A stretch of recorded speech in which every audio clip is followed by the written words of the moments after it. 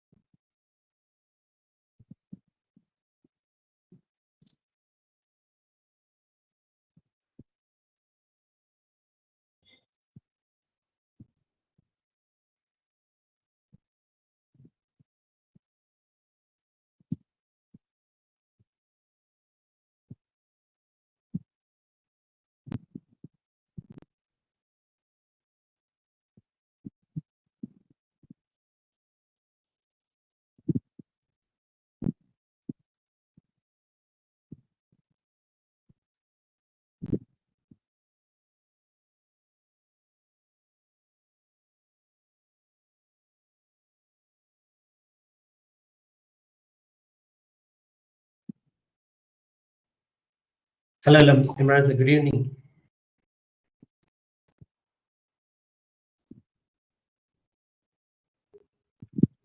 Hello, sir. Good evening, sir.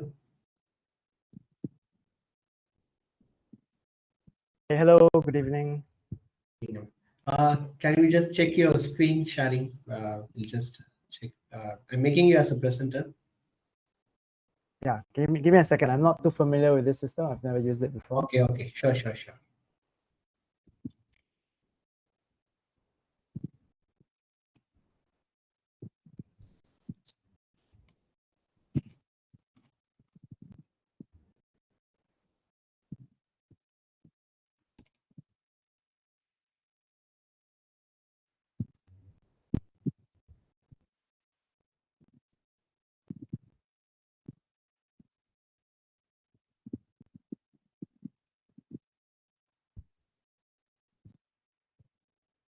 Is my screen being shared?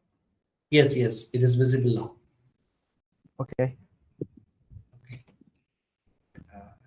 Still the participants are joining. Shall we start in another 5 minutes? Is it okay for you, Imran? Sure. We supposed to get 123.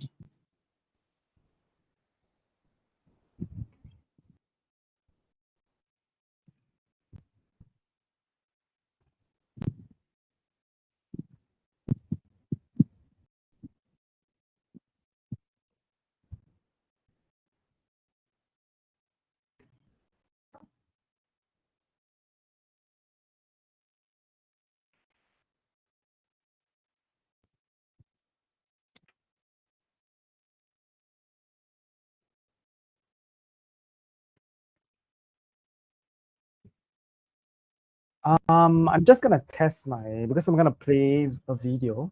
So Yeah, I'm sure. just gonna test the sound. Yes, I'm making you as a presenter again. Is the sound being shared? No. Can you share it again? Can you share it again? Oh, I have to share it again. Okay.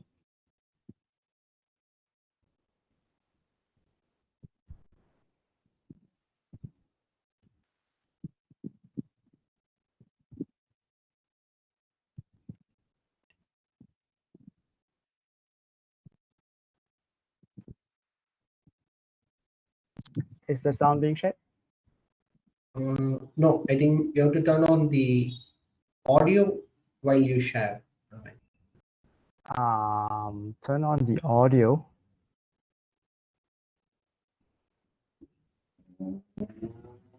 When I share, there isn't an option for audio though. Yes. When you share, you'll get an option to share the audio as well. No, I don't see an option to choose audio. Okay. One second, I just. Yeah. I can only share tab or window or screen. There is no, unlike Zoom, there is no say checkbox for me to choose to share Okay. audio.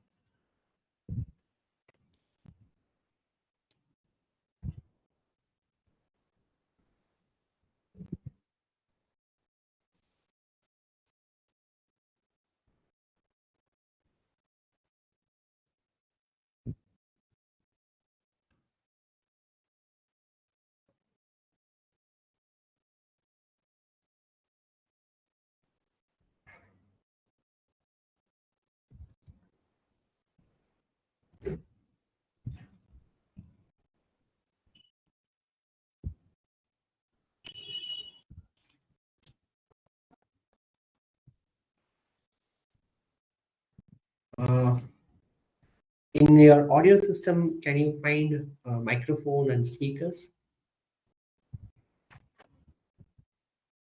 Do you mean within the video conferencing Yes, tool? yes. I see audio and video settings.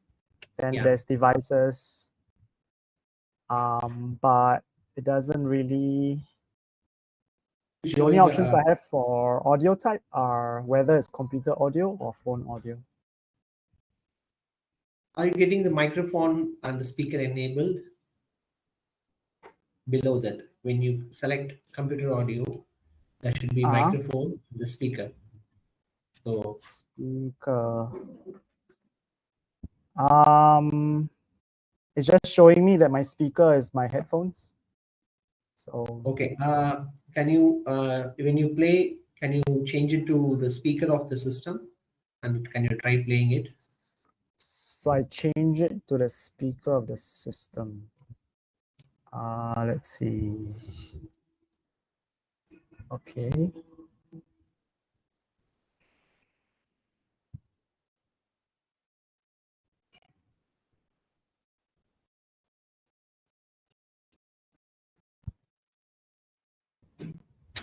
Is it playing? Is the sound playing? No. I think the video is paused. The sound is not audible. Yeah, I played it just now. It is not. It is not audible. Is it The playing video now? is playing. Yeah. Video is playing, but there is no No, audio. I mean the sound, the sound. Yeah. I can hear you, but the video audio is not audible.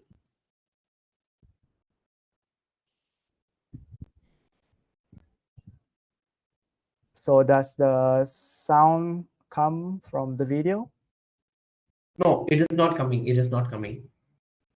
Okay.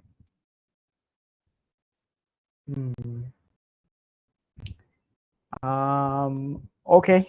I just have one video to play anyway, so maybe we can skip that. Maybe if you just pass me the URL, I will share it to the group which we have created. It's an Edpuzzle video, so I won't be able to just send you. Oh, okay. Yeah, it's meant to be interactive. So Okay. okay, let me try to figure it out.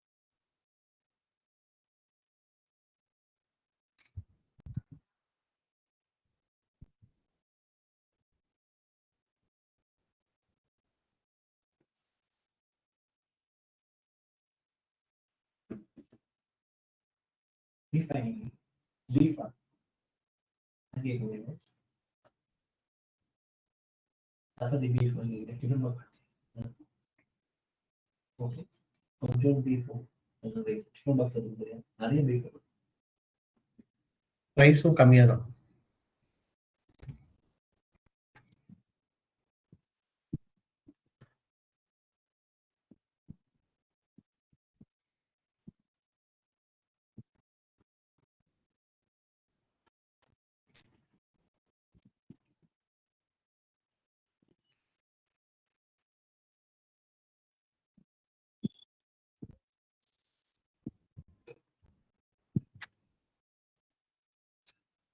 ம்.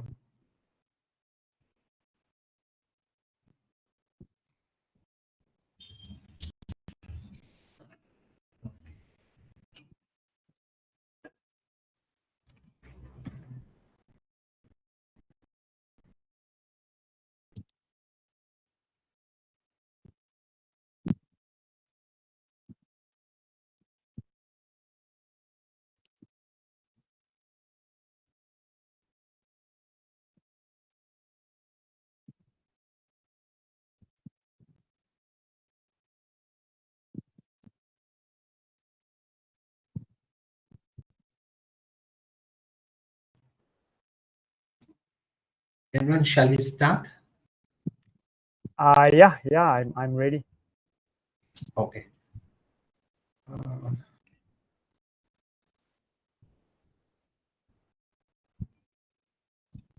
Kritika ma'am? Sir? Yes, ma'am, we can start, ma'am. Yeah, sure. Yeah, good evening, everyone. Esteemed participants, we warmly welcome you all to the much anticipated faculty development program titled Empowering Educators for the AI Age, Day 2. It's truly a great pleasure to have all of you join us today. And I am Kritika, Assistant Professor, Department of Business Administration at Don Bosco College. And let us begin our event on a note of positivity and wisdom. Let's invoke God's presence through prayer. And I welcome Father Amlavanan, Campus Minister, to pray for us. Kritika ma'am, Father Amalwalan is not here. I think we can. I welcome. Yes, I welcome Mr. Valan Peter to pray for us. Good evening, dear faculty members. I would like to thank again for everyone sparing your time and joining with us for the day 2 and the third session of our FDP. And we surrendered ourselves and they surrendered the session to God Almighty. Let Him bless us and let us get His grace. And we also pray for Mr. Imran, who accepted our invitation. Let all his intercessions come through and let God help him with wisdom, which will be shared with us, and we'll be taking it to our own institutions and bring prosperity and great future for our children. We ask this prayer through our Lord.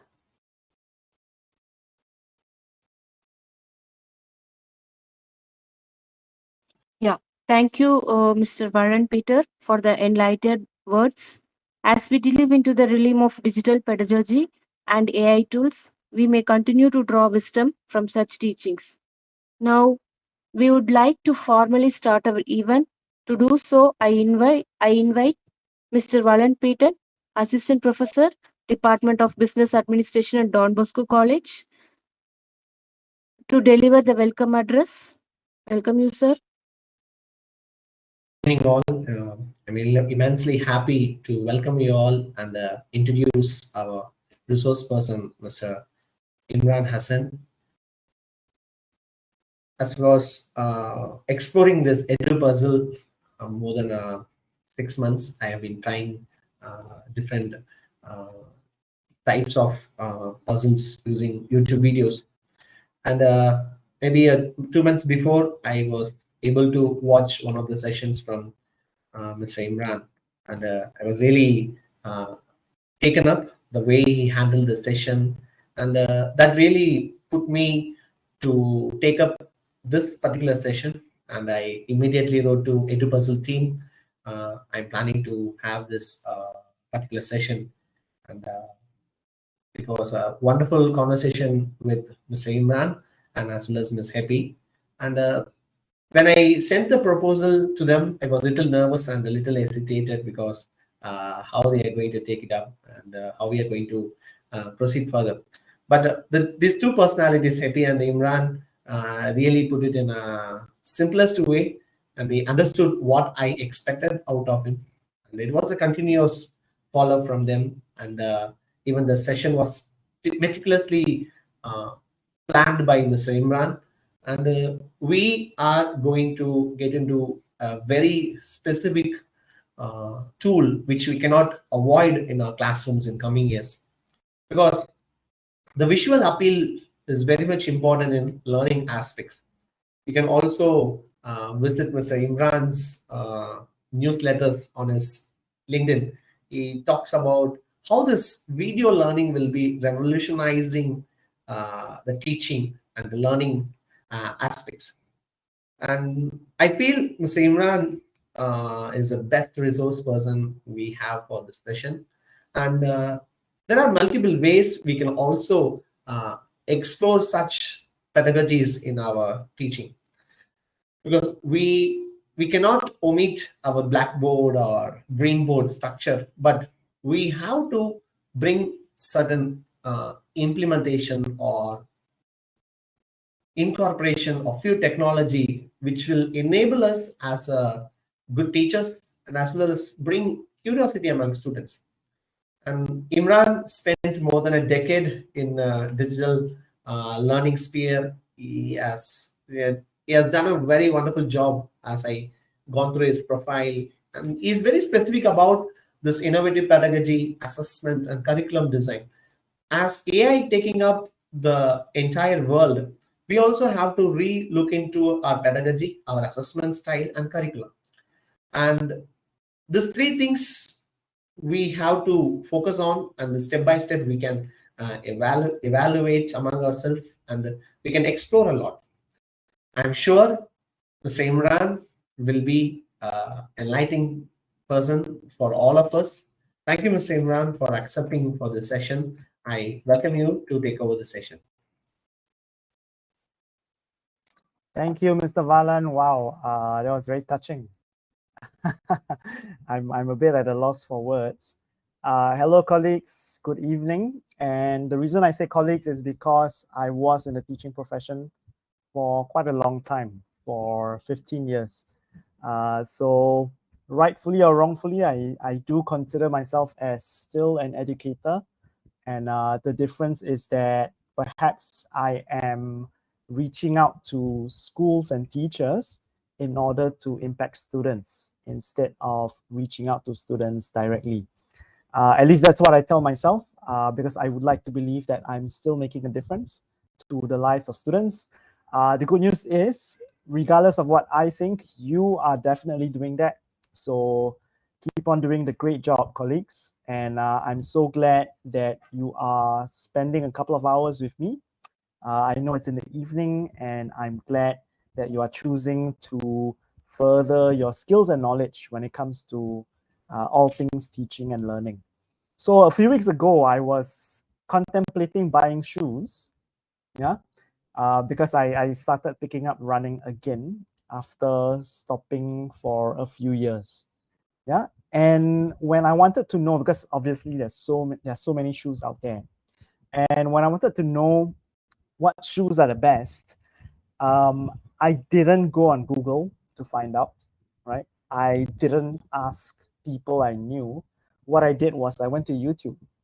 Right? So I had in mind a few different models, maybe 3 different models. And what I did was I put in the search term, the shoe model review. So the good thing about that is when I key in just one model, I get dozens and dozens of reviews. And these reviews are unlike online articles. They're not just words, and then you have to imagine a little, you have to imagine what the writer is feeling.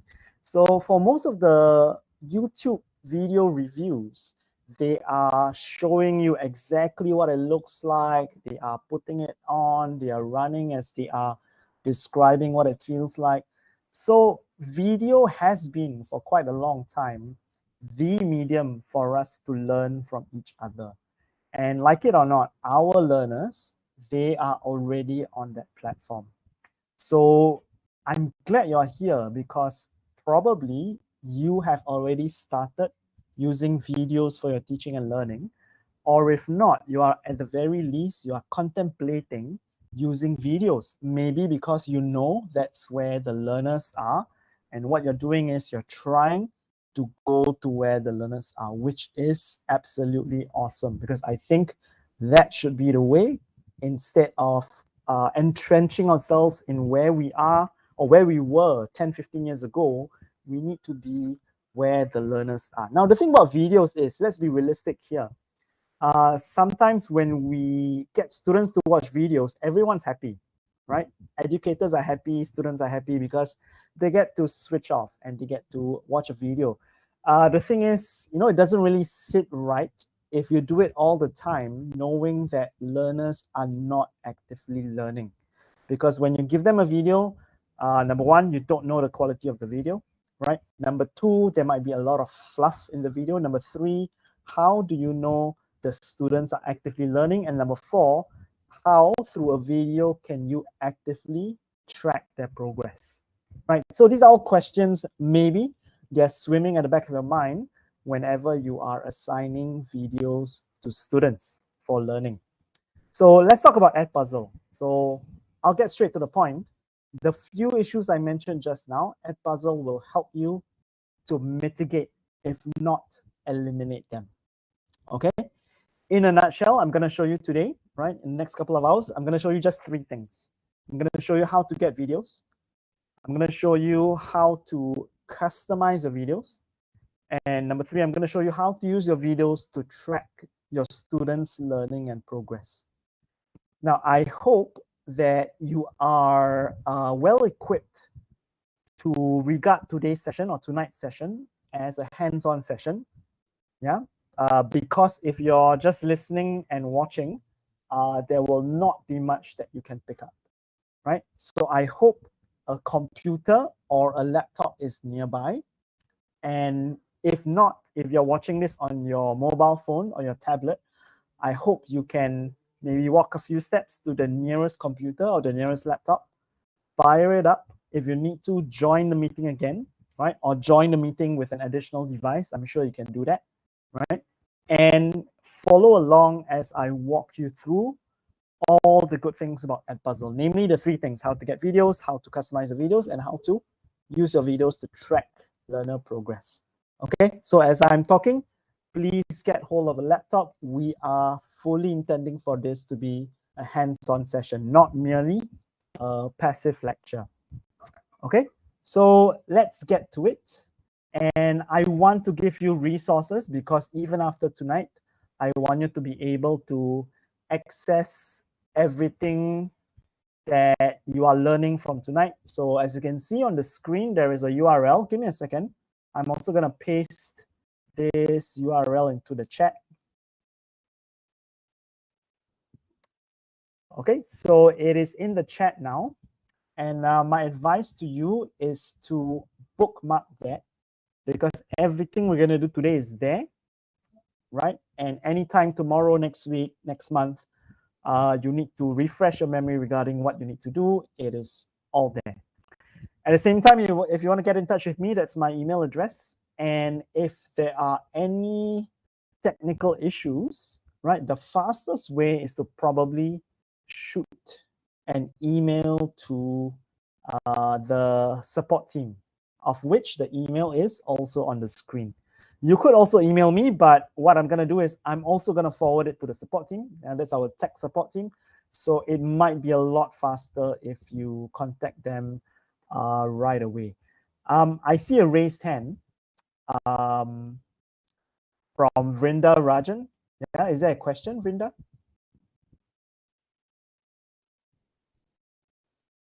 No, I guess. By mistake. It happens. It happens. Okay, so I'm just going to wait for a few more seconds. This URL is in the chat, right? Just make sure you have that and make sure you bookmark that as well. Okay, so even though I gave you the slide deck, I'm almost never going to refer to the slide deck because, like I said just now, this is fully intended to be hands-on. Okay, so let's be hands-on. And the first thing everyone here needs to do is to join the Edpuzzle Don Bosco College School, right? Now here, let me clarify something here. If you are already in the Don Bosco College Edpuzzle School, right? Just in case, you should still click on this link. Okay, I'm gonna put the link into the chat. And the reason is that sometimes when we set up an Edpuzzle account, we inadvertently create our own school. Okay, so just in case, I have put the join link into the chat, and we are all gonna join this together, right? Even myself. Okay, so everybody click on the link, do what I do, and then we'll take you through step by step. Correct me if I'm mistaken. I think the school has Google-based email. Is that right? Yeah. Mr. Valen, are you able to respond to that? Does Yes, everyone in the Jimba, school? yes. Awesome. Okay. If everyone has a Google-based school email, then once you click on the link and you see this page, right? Everybody, do not sign up with Edpuzzle. Instead, sign in with Google. Okay. Sign in with Google. Choose your school email, not your personal email. In this case, I'm using my personal email, right? Because obviously I don't have a Don Bosco email.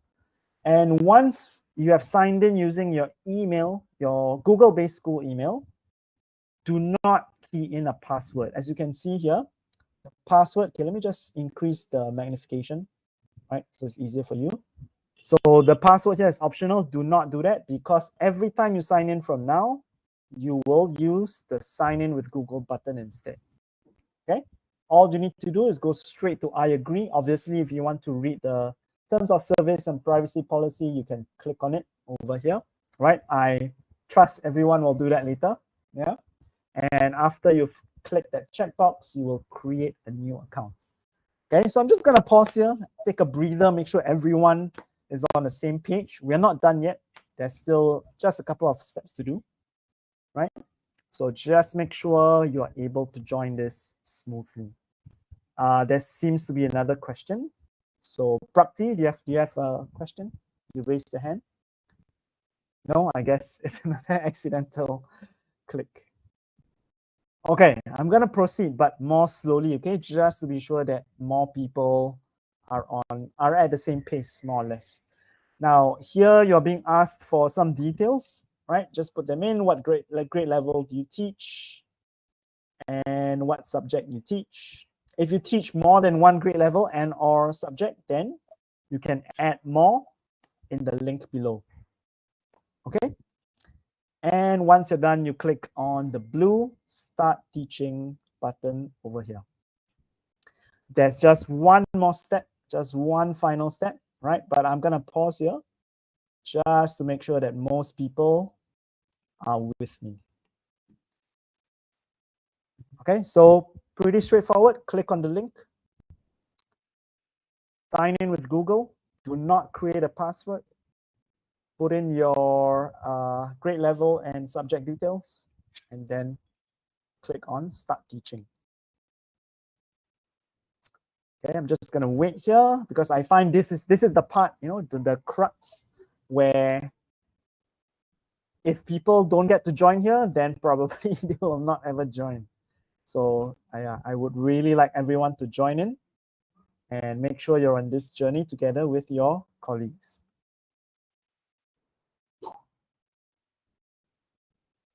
Okay, now I hope the page you see looks something like mine. And if you are joining this, if you're creating this for the first time, what you see above is a blue banner, right? The blue banner that says, please check your inbox. You need to check your school inbox right now. Okay, so basically this is reminding you, you need to verify your school email, which you use to sign up for this account. So right now, everyone, it takes like 15 seconds. Open up your school email. Right at the top of your inbox, there should be an email for Edpuzzle asking you to verify your account. Please do so now, because if you don't do this now, you will not be able to do anything later, right? You'll be stuck. You'll be watching the screen for the next couple of hours or so. Okay, so take a few seconds, go to your inbox, click on that. How do you know that it has been successfully verified? When you click on that email, it opens up another Edpuzzle page and you see that the blue banner is no longer there. Or if you're on this page, you refresh it, you will see that the blue banner is no longer there. Okay, so make sure you do that. And we are finally done with setting up your account.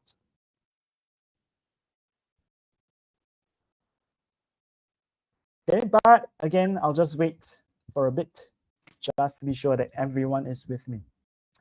Let me know if there's any issue. There could still be issues, right? Just unmute yourself or raise your hand Yeah.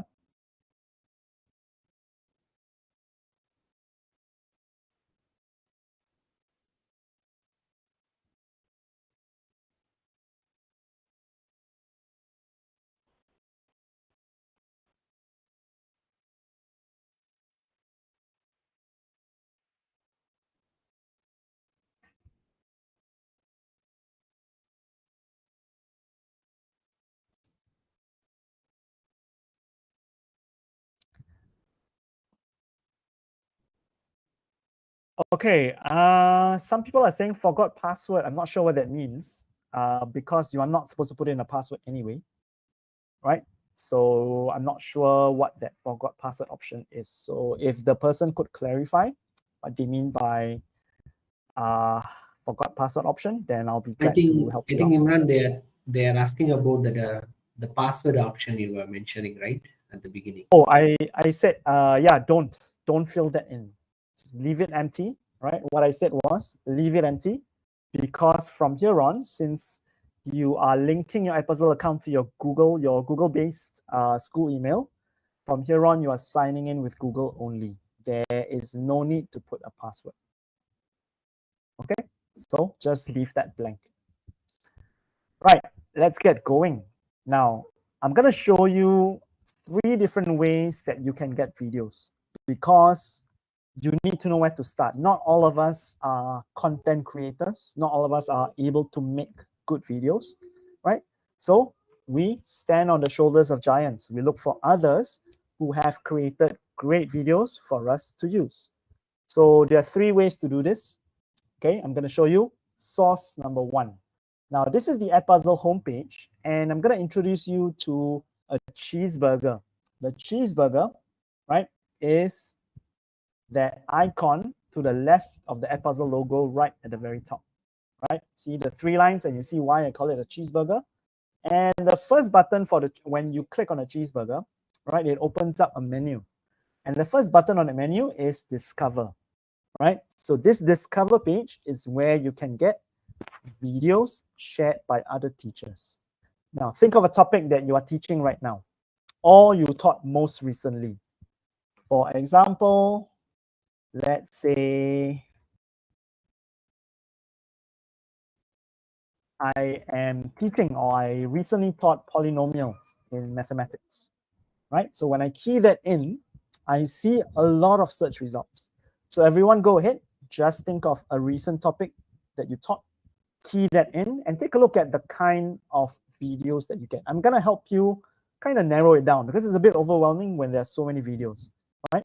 So firstly, notice that the results are under 3 tabs: community, my school. I think for you, your button might say my school, not my network, right? And the third one is YouTube. Now, community is basically, these are the videos that are shared by teachers on Edpuzzle, regardless of where they are. They could be from your school, they could be from your country, they could be from anywhere else. And you could also filter these results further using 4 filter buttons under subjects, grade levels, country, and source. For example, if I want to stick closer to home, right, I can go and check the checkbox under India, and these would be videos on polynomials shared by teachers in India who are on Edpuzzle, right? So play around with that, right? But not for too long, because I'm going to show you the next tab. Now, all of you joined the Don Bosco College Edpuzzle School. Therefore, if a colleague from Don Bosco College has a video on polynomials, it will show up here under the tab that says My School.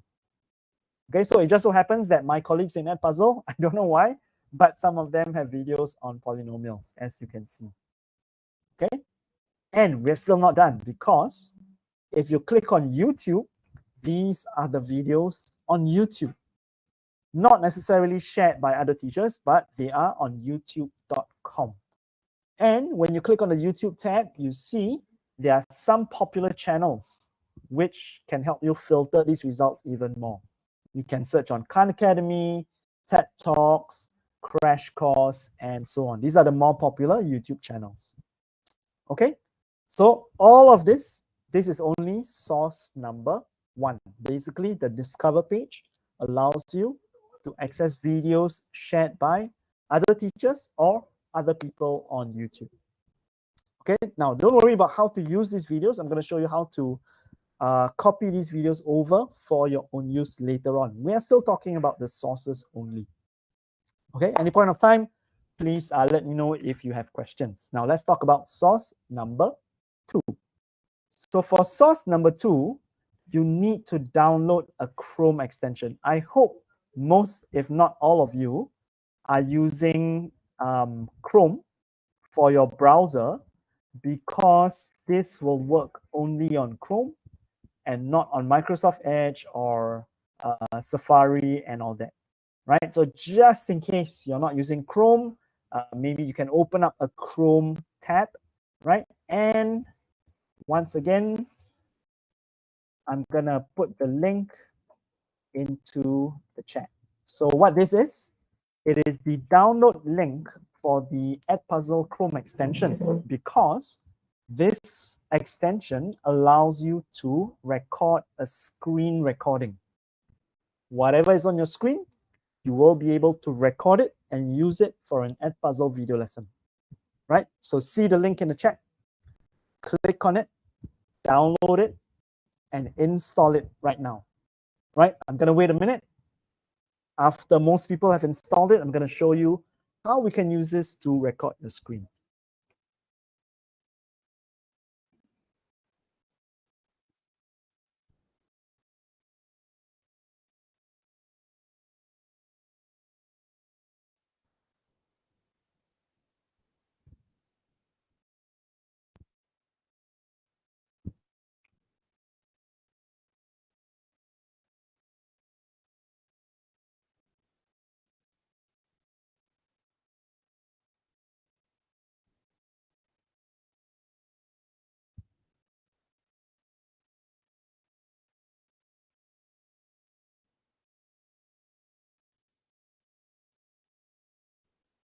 There is a person that is saying we didn't receive the link. I'm not sure what link you're referring to, because there's been a few. One link that has been sent is the join link. So click on that to join the Don Bosco College Edpuzzle School. Second link, which I put in just a minute ago, is for the Edpuzzle Chrome extension, which you should download and install. Okay, now I'm gonna get going. So make sure you have installed that. So we are going to record a Google document. Now, to clarify things, not all websites can be recorded, right? For example, the Edpuzzle website can't be recorded because of the settings. The Google homepage can't be recorded because of the settings, right? So generally, most of the Google Suite applications can be recorded. For example, Google Docs, Google Sheets, and so on. Things like maps, things like images, they can be recorded on your screen, okay? So what I've done is I've opened up a Google document tab, a Google Doc tab right here, and I'm gonna show you how we're gonna record that while being able to narrate and use that to teach at the same time, okay? So for this, on the edpuzzle.com page, on the top right, there is a blue Add Content button. So click on that and then choose Record Video. So do this together with me, yeah? This is intended to be hands-on, right? So follow along step by step. Add content and then record video. And I see here that I can start recording 3 things. I can record a tab, I can record my desktop, or I can just use my webcam. For this demonstration, I'm gonna record a tab. Now, if I want to, for the recording, I can switch the microphone off. I can switch my webcam off from these 2 icons. If you're using this for the first time, permissions window will pop up asking you to allow this tool to use your mic and phone. Sorry, your mic and camera. So obviously give the permission so that you can use this, right? And when I click on start recording, because I have a few tabs opened, here I get to choose which tab I want to record. right? As I mentioned just now, I want to record the Google Doc, so I'm going to choose that. And if your tab has audio that you want to be recorded, then you should check the box that is next to the Share Tab Audio option at the bottom. Okay, so I choose whichever tab I want to record, and I click Share. So as you can see, there is a countdown, right? And right now, whatever I say or whatever my webcam can see is captured. And at the same time, I can type. Oh, sorry. I can type, and this is being recorded. Okay, so this is what it means by screen recording. Everything on this screen right now is being recorded. Okay, now let's look at the tool, the screen recording tool at the bottom. At the bottom, I can control things like the microphone, the camera, and something interesting which came up maybe a couple of months ago is the drawing tool, right? So you see the pencil icon, and when you click on it, you can choose the width of the pencil as well as the color, and you can toggle between a pencil and an arrow. For example, if you're teaching, if you want to emphasize certain things, you can use the pen, the drawing tool, to underline or to circle. We can do this very easily on the whiteboard or the blackboard when we're in the classroom. But when we're doing videos or online teaching, it's a bit more tricky, right? So using this drawing tool will help us signal more easily. Yeah. And when I convert this into an arrow, it means I can draw the learner's attention to certain things I want them to focus on. Okay. Again, bear in mind, right now, everything is being recorded. Okay. And at any point of time, I want to catch my breath, I forgot what I want to say, I can pause the recording and I can continue again. And when I'm ready, I can click on stop recording. And this is going to open a new tab where I can do several things. Number one, I can play a preview of my screen recording, like so. Number two, I can rename the screen recording right at the top here, right? Number three, I can trim. I can make it shorter. Maybe I was blabbering at the start. Maybe I forgot to say something at the start. I can trim it, right? Simple trimming function over here. Number four, I can choose the thumbnail that's going to appear when my students see this video lesson. And finally, I can change the privacy setting. Now, the default being public means that when this video is being published, everyone all over the world using Edpuzzle can see it and can copy it for themselves as well. Okay, so that's the default setting. If you would like to have a more strict setting, then changing it to private, right? You can't see, oh, it's here. Changing it to private means that only the students that you assign this video to can see the video and nobody else can find it. Okay, so you can change the settings right here. Once you're done with these 5 things, right, you just need to look for the blue upload video button on the top right. And this will bring you to the main Edpuzzle editing page. Because just now, those were just quick edits, right? We're not going to do this now, but I'm just showing you this now.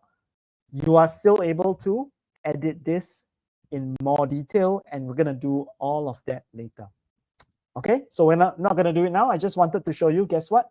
This was the second source of videos. First source, discover.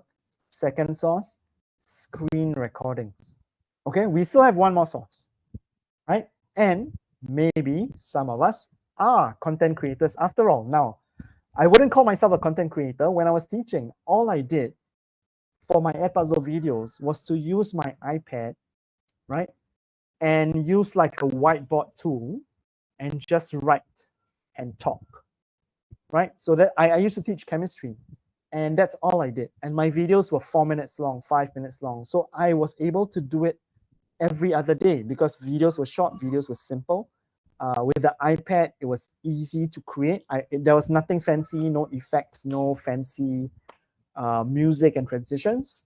That's all that's needed actually, right? And if you have such videos, you might want to use it for Edpuzzle. So how to do so? How to upload those videos into Edpuzzle? On edpuzzle.com, there is a blue Add Content button, right? That we used just now to create screen recordings. The same button allows you to also upload your own videos. Okay, so give it a go. Click the blue Add Content button, click Upload Video, and this allows you to drag any video files from your desktop into the box. Or you can just click choose a file, and you can choose any file from your computer. Once you've done that, the video is going to be uploaded automatically. The only catch is that your videos cannot be more or bigger than 1 gigabyte. Right? As you can see, there is a reminder here. Should not be more than 1 gigabyte. Now, think about it. 1 gigabyte is actually pretty big. It's something like a 1 hour mini movie.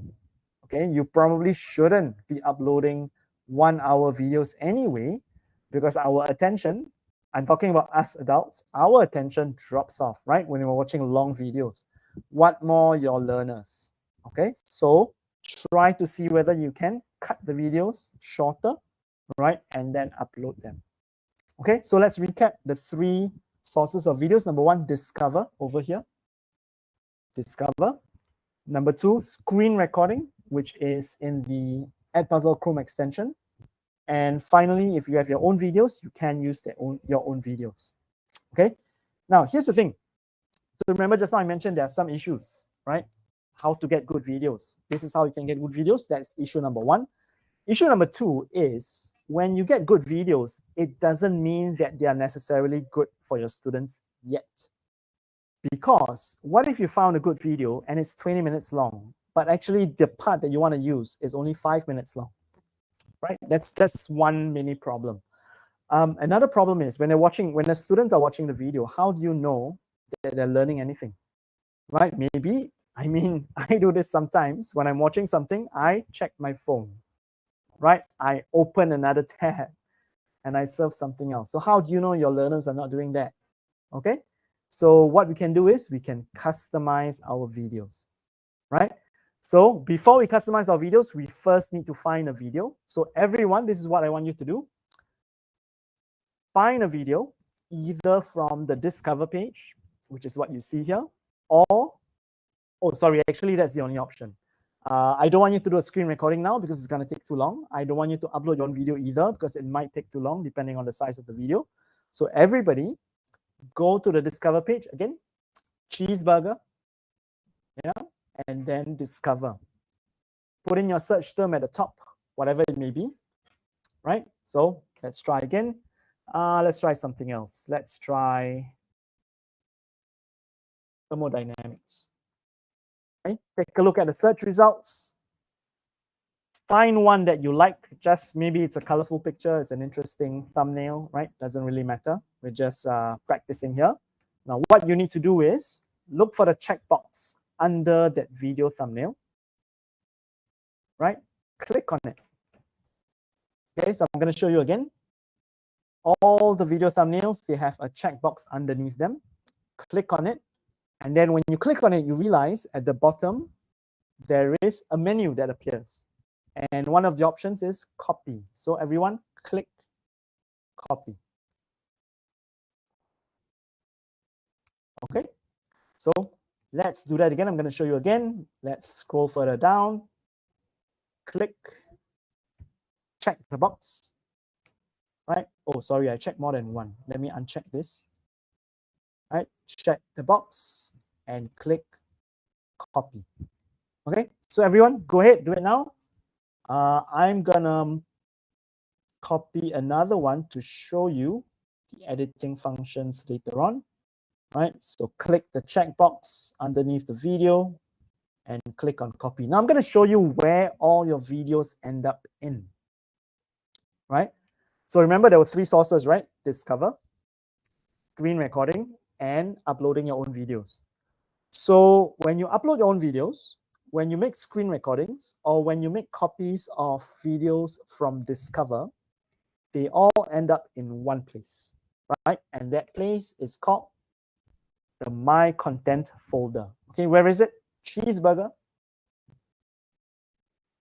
The folder that is labeled My Content, click on it, and you will see that any videos you upload, recorded, or made copies of, they all end up here. Okay, this is important because sometimes people are excited, they choose this video and that, and then they forget, oh no, where are all my videos? I can't find them, right? They're in the folder that is called My Content. Okay, so what we need to do is, in order to edit a particular video, you need to be on the My Content page, right? Not the Discover page, but the My Content page.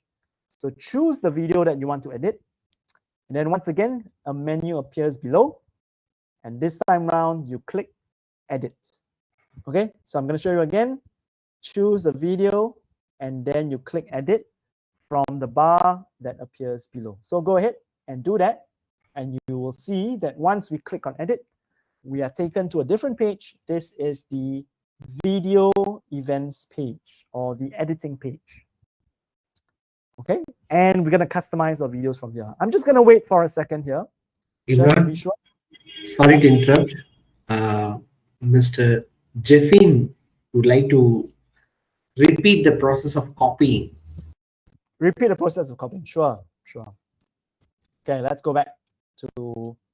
Okay, first, make sure you have keyed in a search term or a keyword or a topic.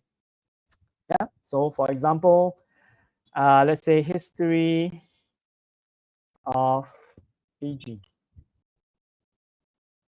Okay, next, choose any one of these videos by looking for the checkbox below the thumbnail and clicking on that checkbox. So once you've checked that box, at the bottom of the page, there is a bar, there is a menu that suddenly popped up, right? One of the options there is copy. So you need to click on copy. And you can see that as a notification, Edpuzzle copied to your content. Okay, that's it. That's how you copy videos. And they will end up in your folder that is labeled My Content. So where is this folder? It is in the left menu that opens up when you click on the cheeseburger. And when you click on My Content over here, I just made a copy of Geography and History of Fiji, which I see is right here. Okay, so once we decide, okay, that's the video we want to edit, choose it again, same thing. Don't click on the thumbnail, click on the checkbox. Right, there's a checkbox below. And then we choose Edit from the bottom menu that pops up again. So let's click on Edit. And it brings us to the edit page. Okay, so I'm just going to wait for a second.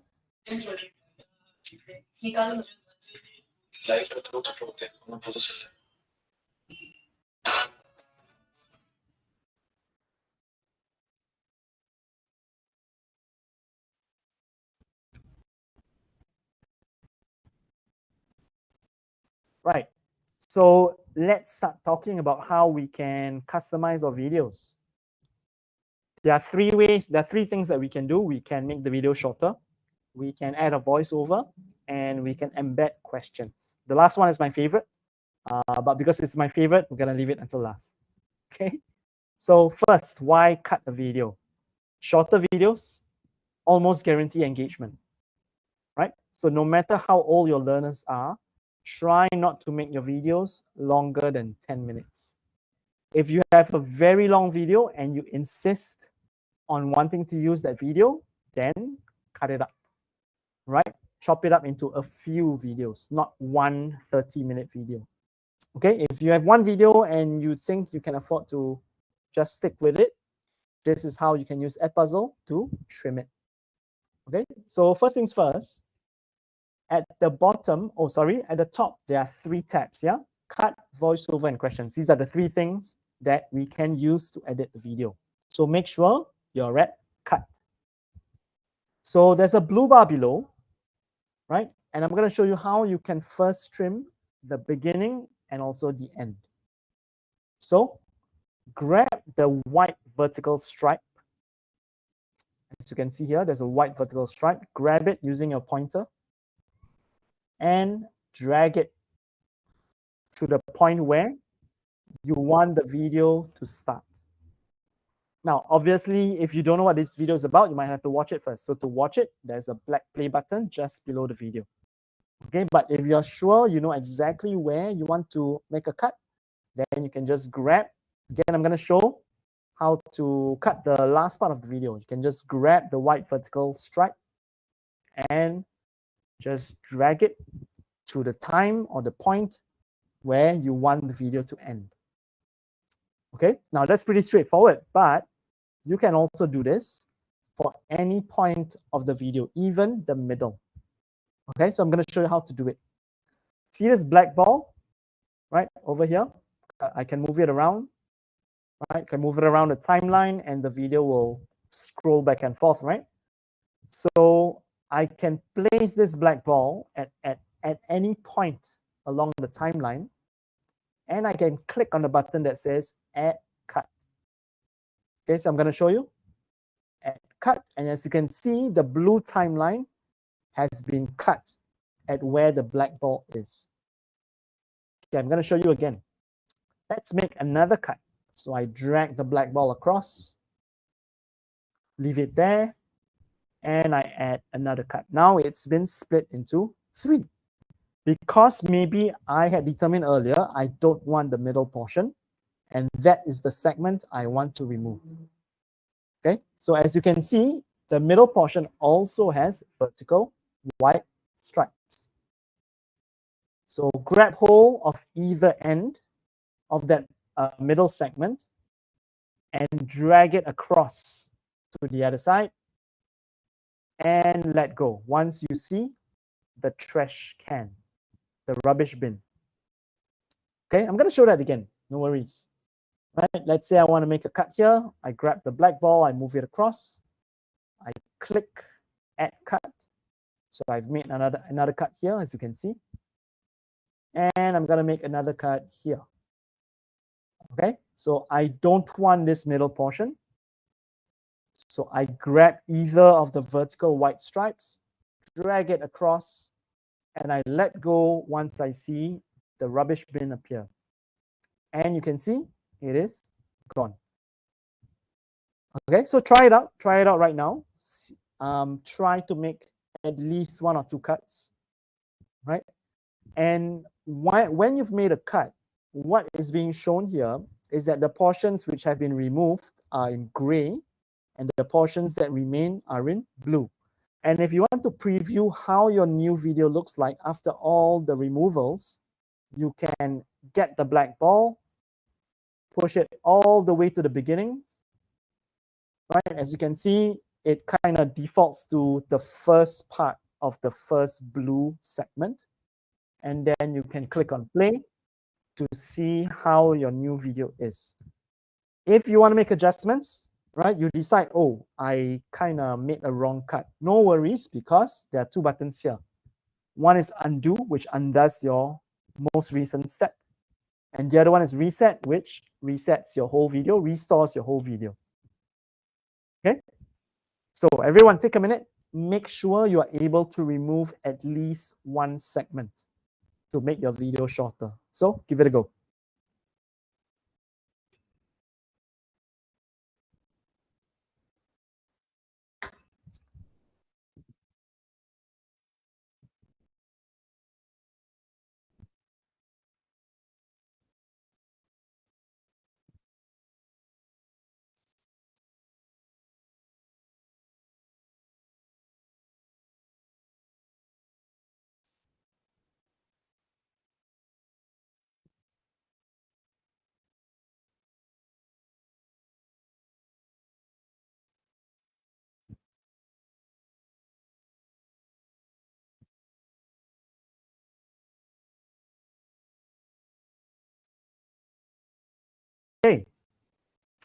So let me know if you have any questions about cutting or trimming the video. Right. Next thing is we want to add a voiceover. Now, here's the thing. Here's the catch. Most of you are probably using YouTube videos. So when we click on the second tab that says voiceover, most of you will see notification, something about you not being able to record a voiceover because it is against YouTube's terms of service. That is normal behavior. Okay, so YouTube does not allow anybody to record a voiceover that overlays the original audio of the YouTube video, right? But not to worry, because remember, we have 3 sources of videos. We have Discover.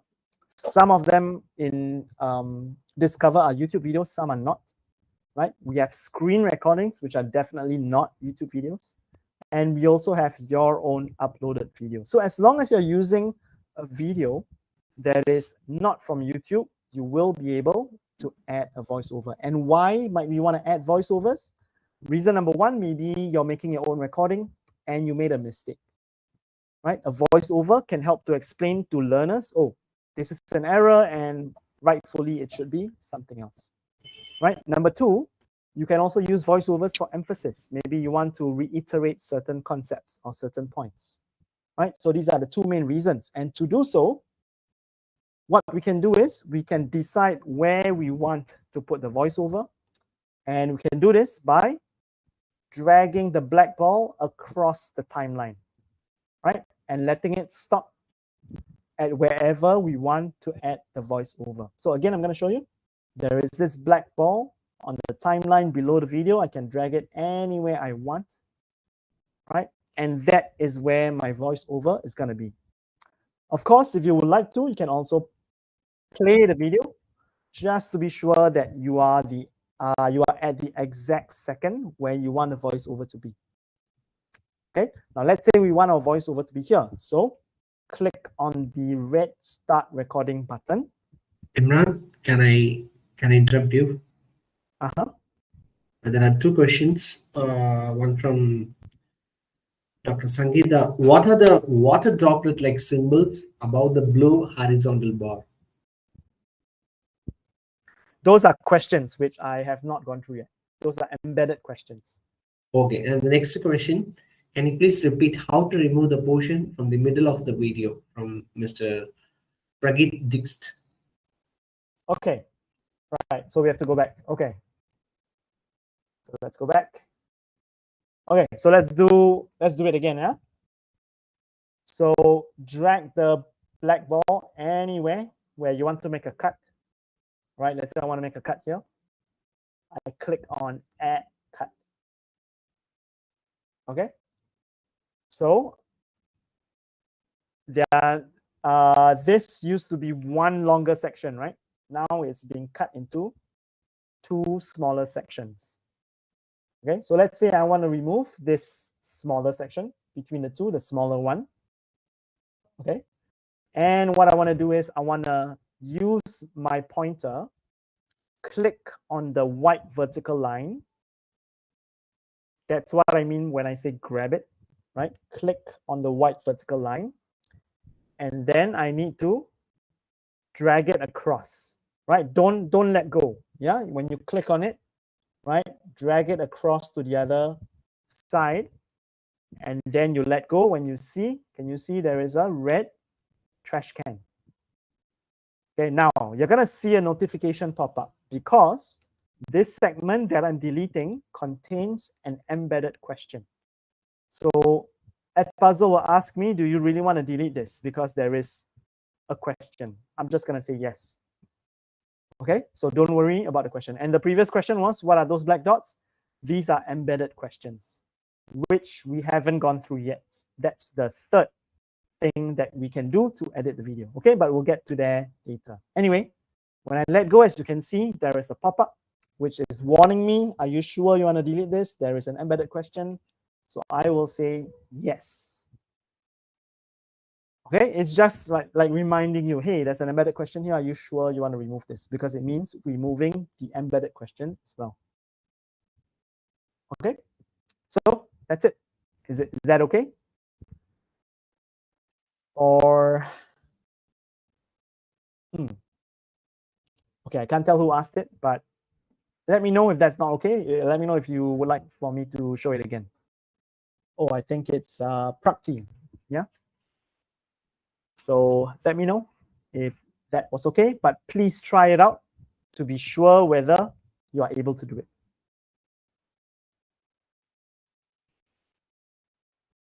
Okay, let's go back to voiceover. Anyway, so where I was I started my voice recording, right? And then I stopped it.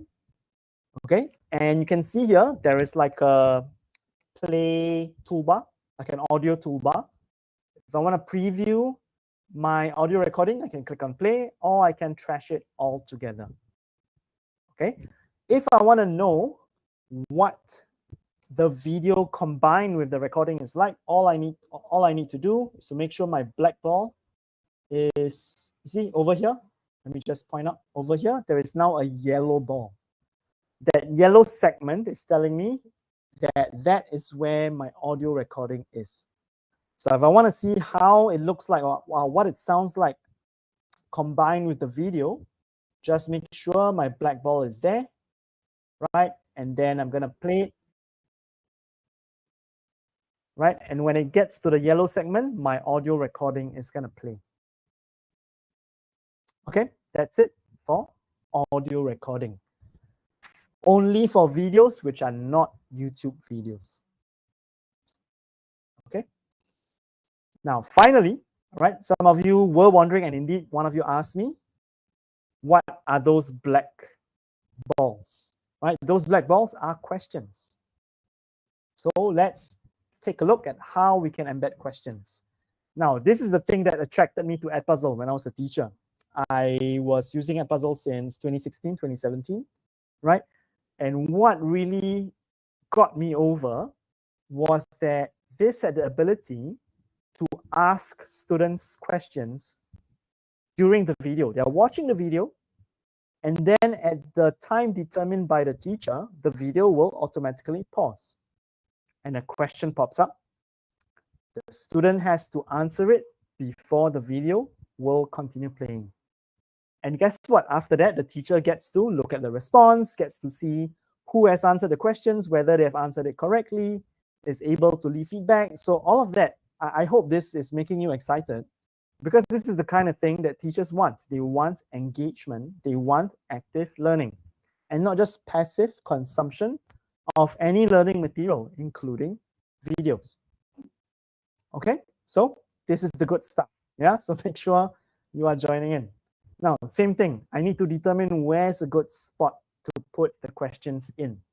So I can drag the black ball across the timeline to wherever I think is suitable for a question. Same thing if I want to play the video, just to make sure that I got the positioning right. Just click on the play button over here and then pause it when I know that is exactly where I want to put the questions in. Okay, so let's say I want to put the question here at 1 minute and 33 seconds. So I make sure that the video is paused and I have 3 choices. All right, let's take a look at them one by one. Multiple choice questions could be when you want your students to answer true or false, this or that, A, B, C, and so on, right? Quite obvious what multiple choice questions are. So that's a simple matter of typing this in. And then what you need to have is at least 1 correct answer. You can see there are 2 answer choices here, but you could have more, up to a maximum of 5. And whatever it is, you need to indicate which the correct answer is. You could have more than 1 correct answer, but for example, it could be A and B, right?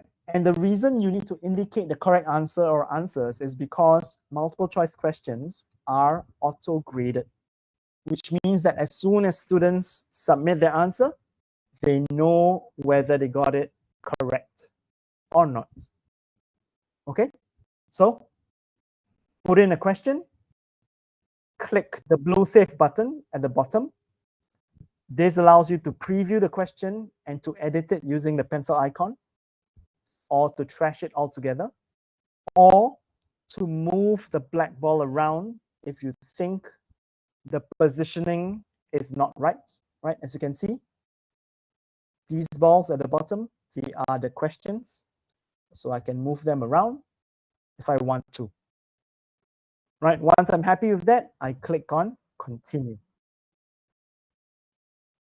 Okay, now the process is the same for the different kinds of questions, but I'm going to show them, right, so that all of you know what all the buttons and features are, right?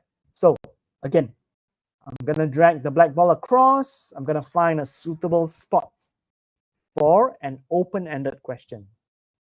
Okay, so or I can play the video using the black play button and pause it once I find a good position. Then I'm going to click on open-ended questions. Imran, So open-ended. Can I interrupt? There is one question. Is this voiceover over an already existing voice in the video? I'm sorry, what's the question again? Is this a voiceover over an already existing voice? Yes. That's why it's called a voice over. Yeah, it's a voice over an existing voice. Yes, definitely. Yeah, Thank you. does that answer the question? Okay, cool. Since we're answering questions, I think there are a few more. Let me see. After we cut the video and obtain smaller multiple videos, will all the new videos automatically? No. When we cut the video, we are not making multiple videos. We are actually making the video shorter. So let me show you again. So this doesn't mean you can see like 3 blue bars now, right? It doesn't mean there are 3 videos.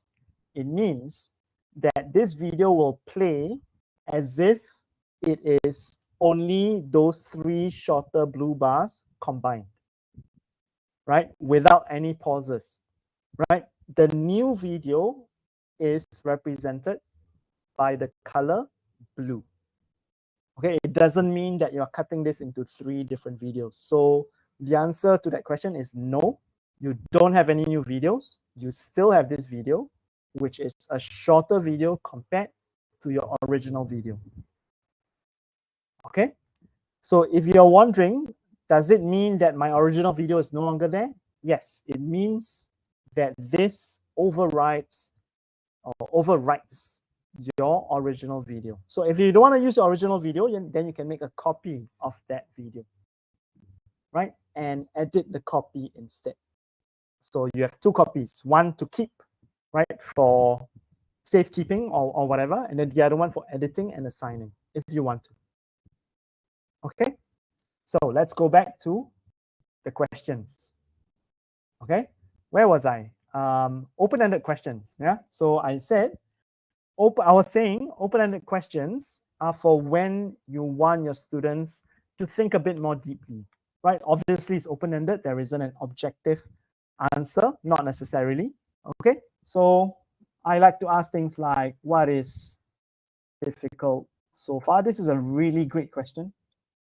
It's a bit hard to skive on this question, right? Because they really need to think about what they find difficult. Okay, and as with just now, I click on save. This allows me to preview the question. I can edit it using this pencil icon. I can trash it. I can also move the question around, right? Move it anywhere along the timeline. Once I'm happy with that, I click on continue. Okay, one last time, exactly same process. Okay, so move the black ball along the timeline, find a good place, or use the play button, find a good place, and pause. Now I'm going to add a note. So when I add a note, it is to add context. It is to add a word of encouragement. It is to add a reminder. A note is not exactly a question. It doesn't enable students to respond, right? So it just pops up like a notification. Okay, so maybe I want to remind them of something. Right, maybe next lesson I want them to bring a textbook. Same thing, save, edit, delete, move the note around. Once you're happy, click on continue. And we're done. Okay. Now, I would like everyone, for your video, for your chosen video, I would like everyone to insert at least one question. Just one. It can be any type. It can be multiple choice. It can be open-ended. It can be a note. Doesn't matter. One question only. Okay, so everyone, give it a minute. Can you try to embed at least one question? Okay, go ahead. Let's see if we have any questions.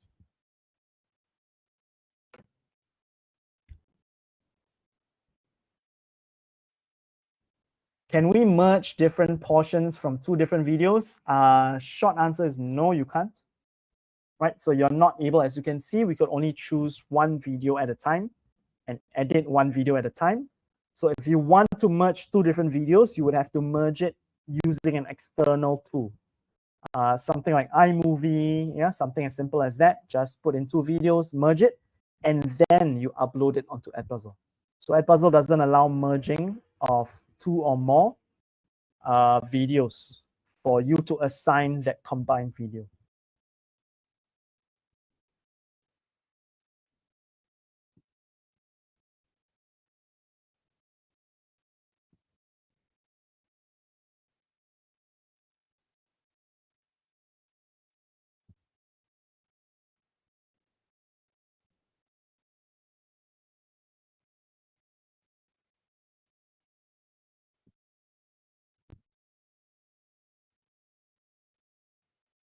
Okay, now I hope most of you have put in at least one question.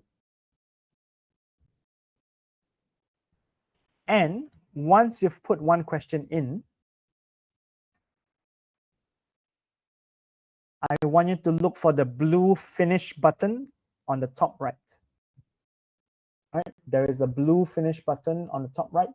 So click on that. And we are done. Okay, so we have customized our videos. And now we are ready to assign them to our students. Okay.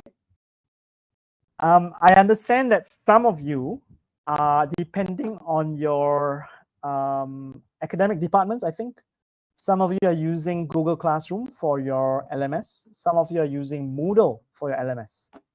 Okay, so here we have to have slightly different approaches. Okay, now can I first check, besides Google Classroom and Moodle, is there any other LMS that any other teacher is using?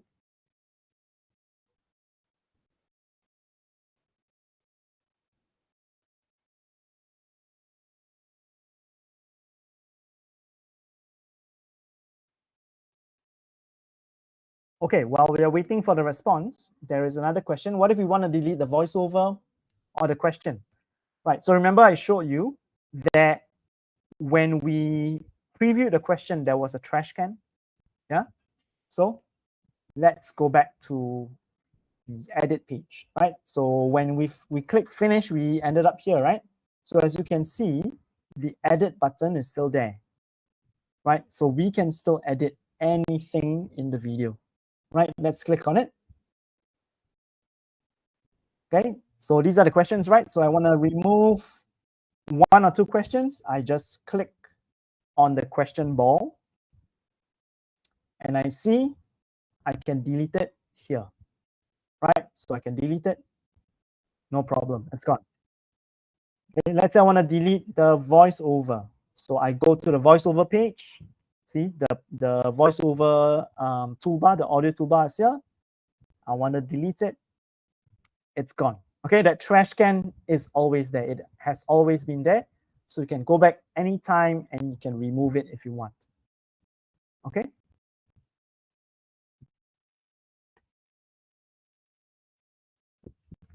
Microsoft Teams.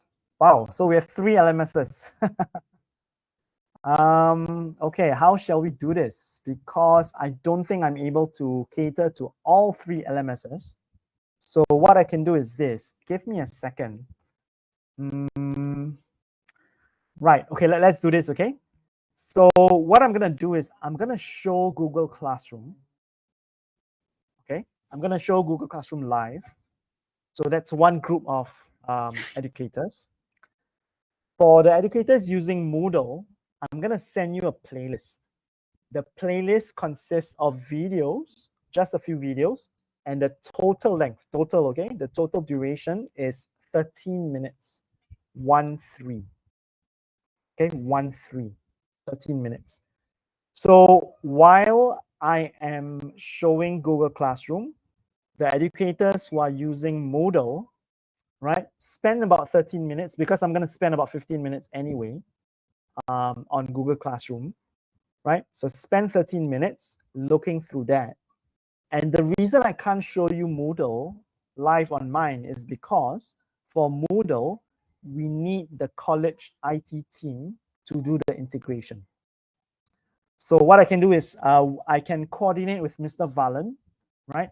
I can send him the instructions, but essentially the college IT team needs to be the one making adjustments to the Moodle LMS such that the integration can be done with Edpuzzle. And the reason why we want integration in the first place is because it is easiest for everybody if your learners are accessing your video lessons via that LMS, right? They shouldn't have to create yet another account, this case being an Edpuzzle account.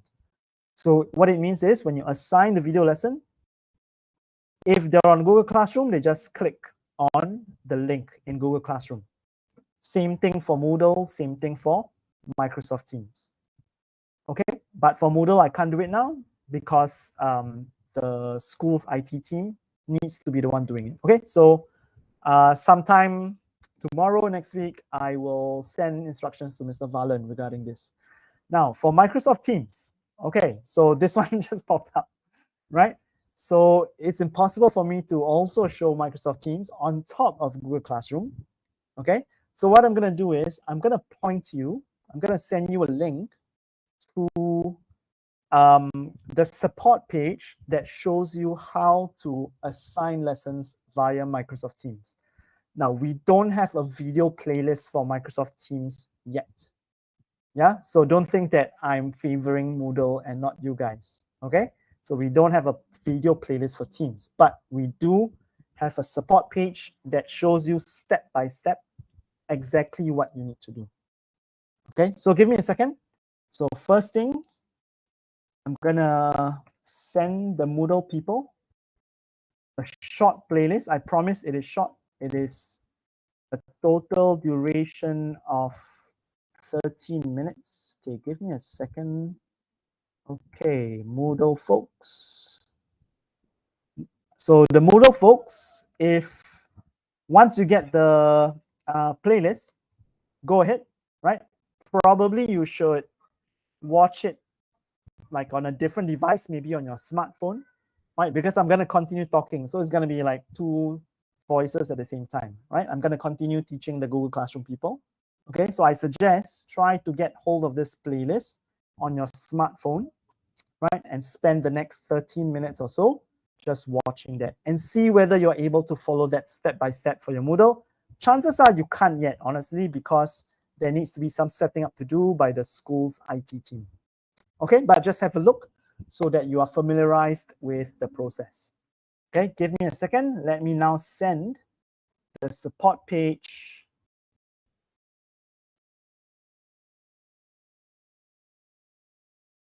for Microsoft Teams.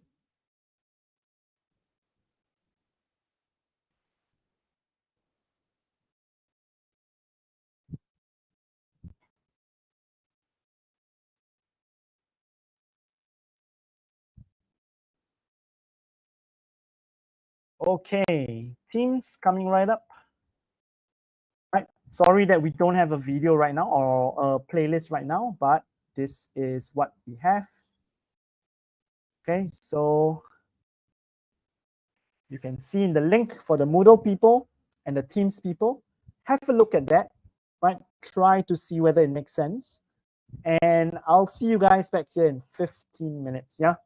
Okay, definitely 15 minutes, we can be done with Google Classroom. So I'll see you soon. We're not done with the session yet, right? Because we're gonna go through a few more things. Okay, so we'll see you in about 15 minutes from now. Okay, Google Classroom people, whoever you are, right? I'm gonna show you how to link your Edpuzzle account to Google Classroom so that when you assign your videos, your students are just going into Google Classroom as if they are completing Google Classroom assignments, right? That makes it easy, that makes it streamlined for everybody. Okay, so what you need to do is you need to go back to Puzzle homepage, right? To do so, okay, hang on, let me click on finish. To do so, click on Edpuzzle. This will bring you back to the Discover page. Okay, this is where everything is. And you need to make sure that the left menu is open and you see something called My Classes. Okay, see at the bottom here, My Classes. Now, next to My Classes, there is a plus sign. So click on that plus sign and now click on Google Classroom.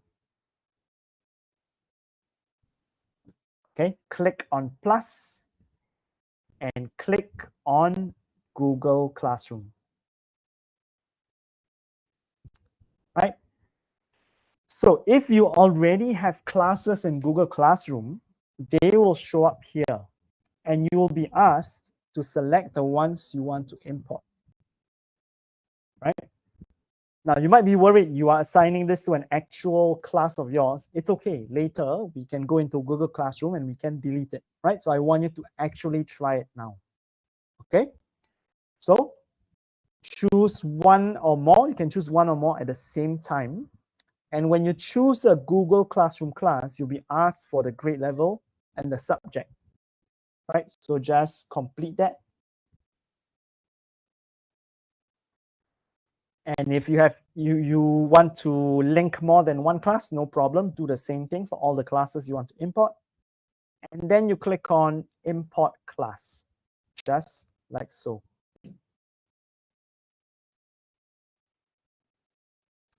Okay, so now we are taken to this class page. We haven't assigned anything yet. That's why there are no assignments, right? But what we want to do is we want to make sure that all the students in your Google Classroom class have been imported into this Edpuzzle class, right? They must be matching one for one, right? So to do so, click on the second tab that says Class Members over here, right? And look for the button that says Import Students on the right. So click on Import Students. And if you have any students in your Google Classroom class, they will be transferred, sorry, not transferred, they will be linked to this Edpuzzle class. Okay, so I'm going to show you again, right? To create, or rather to link a Google Classroom class, click on plus. Next to My Classes, click on Google Classroom. Choose the Google Classroom class that you want to link. Once you choose that, fill in the required details like grade level and subject, and then click on Import Classes. Mine is grayed out because all my Google Classroom classes have been imported. Okay. Once you've imported the classes, you'll be taken to a page that looks like this. If you haven't assigned any videos yet, it will be empty. Later, we're going to assign a video. Go to the second tab that says Class Members and click on Import Students. Okay, now here's the beautiful thing. Let's say there's a new student joining your classroom, right? And you add them to Google Classroom, okay? All you need to do to make sure that they have access to your Edpuzzle lessons is to go to the same page and click on Import Students, and everything will be synchronized. Okay? So, give it a go, Google Classroom people. right? Try to synchronize or link one class. Don't worry, later we can delete any assignments that we're going to assign to that class, right? But have a go, make it real so that you know exactly what to do. Okay, and after this, we're going to assign the video that we edited to that class. Okay, so I'll give you a minute, make sure everyone is on the same page, has done exactly what I did, and then we'll get going.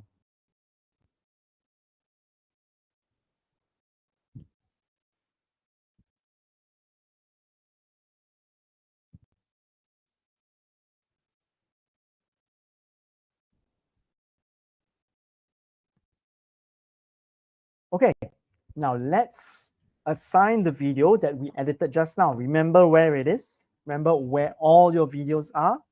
They are in the folder that is labeled My Content. So let's go to My Content. Cheeseburger, right? Open the cheeseburger, go to My Content, look for the video that you had edited just now, and select it. Remember how to select it? Check the box that is under the video thumbnail.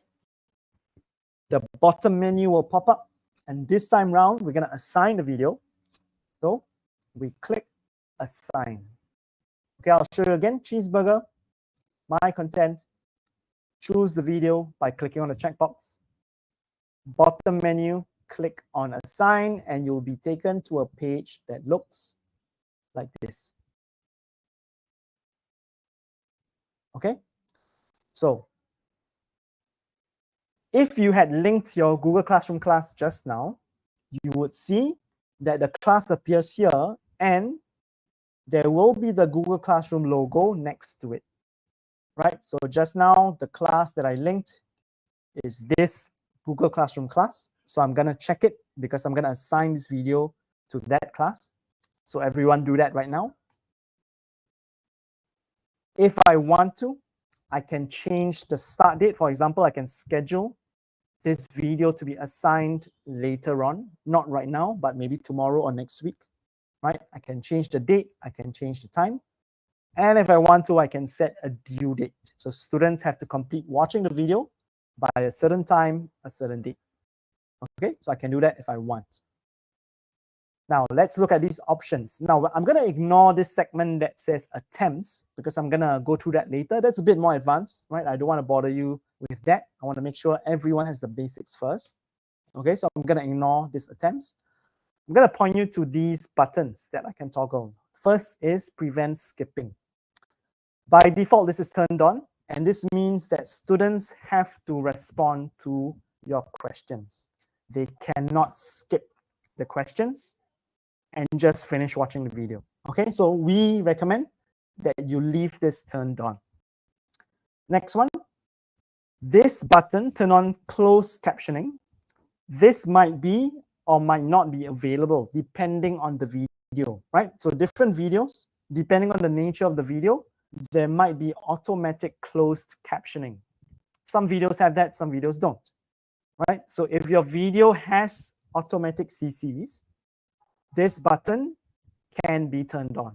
If your video doesn't have automatic CCs, then you'll find that this button is inaccessible in the first place, right?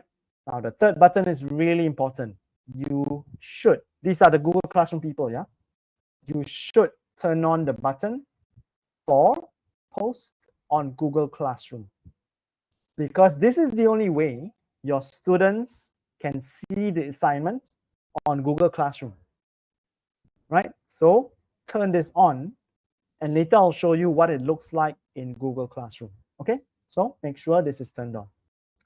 So I'm just gonna pause for a bit, right? There are quite a few things to manipulate here. I'm just gonna do a quick recap first.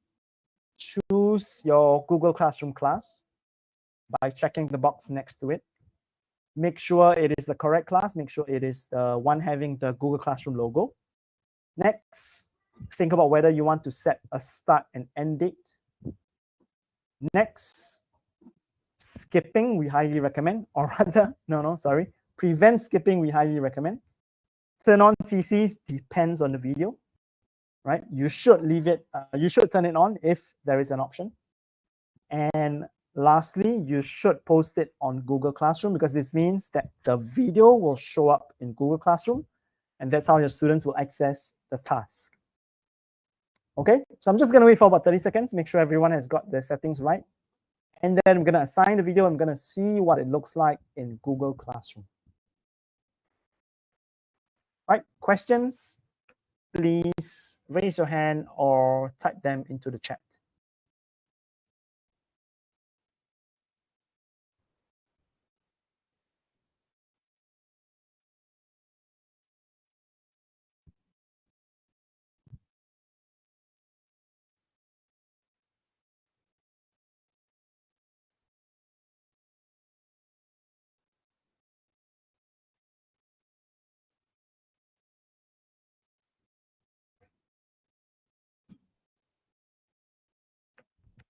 Okay, so you might already have figured out that to assign this video, you need to click on the blue assign button. So let's do that. So I'm going to click on assign. And now I'm going to go to my Google Classroom, which is here, and then take a look at classwork. As you can see, this is the Edpuzzle video that I posted barely 15 seconds ago. Okay, if I scheduled it for future release, this will be in gray and will only turn whatever color it is when it has been published. Right, so you might know, if you have used Google Classroom, you might know that if it's scheduled for future release, only you can see it, your students can't. Same thing, if it's an Edpuzzle scheduled lesson, you can see it, your students cannot, until it is published. Okay, so this works exactly like any Google Classroom assignment. For example, if I wanted to, I can organize this, right? For example, week 1 is my topic, right? And I want to move this Edpuzzle assignment into that kind of organization. So I can do that. If I wanted to, I can also go into the assignment and maybe give more details. For example, I can put in some instructions here. I can change the title altogether, maybe make it like so. Right? If I wanted to, I can provide resources and materials such as articles, websites, and all that from this menu below. Okay. And that's about it. So when I click save, this will all be saved. Okay. So when students access their Google Classroom, right, they will see the Edpuzzle assignment as if it were a link. And when they click on the link, they'll be prompted to sign in, but they sign in with their Google sign-in details. So they do not have to create an Edpuzzle account because they are accessing this via Google Classroom. They will just need to sign in using their Google credentials, just like the ones in Google Classroom. Okay, now those of you worried about assigning an actual Edpuzzle video to an actual class, of course, you can delete this if you want. So your students, I mean, it's now nighttime, they're not going to see this, right? So you can delete it before they start fiddling around with it. Okay? So have a try. Everyone, I want you to assign this for real. No worries. I've shown you that this looks exactly like a Google Classroom assignment, and you can delete it anytime.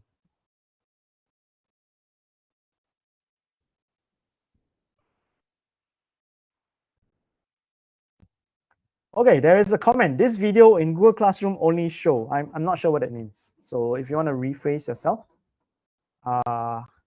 only shows what? What do you mean by only show? Right? Let me know, and I'll see whether I can help with that. Okay. One last thing, right? So we've just assigned this video task, and now we're going to take a look. We're going to take a look at how we can track learner progress, right? Because that's what I want to know. I ask them questions. I want to see the responses. I want to see whether they've watched the video, right? If I want to, I can give feedback, right? And how do we do all of that? Okay, so let's go back to edpuzzle.com. right? So edpuzzle.com. And now what you need to do is you need to access that class. Remember, under the cheeseburger, there is the segment My Classes, right? So look for that class and click on it. Now I'm going to choose another class because the class just now doesn't have any students. So I want to show you a class where I do have, albeit fake students, right? So I'm going to choose this class. Okay, and as we can see, I have some students here. Oh, sorry.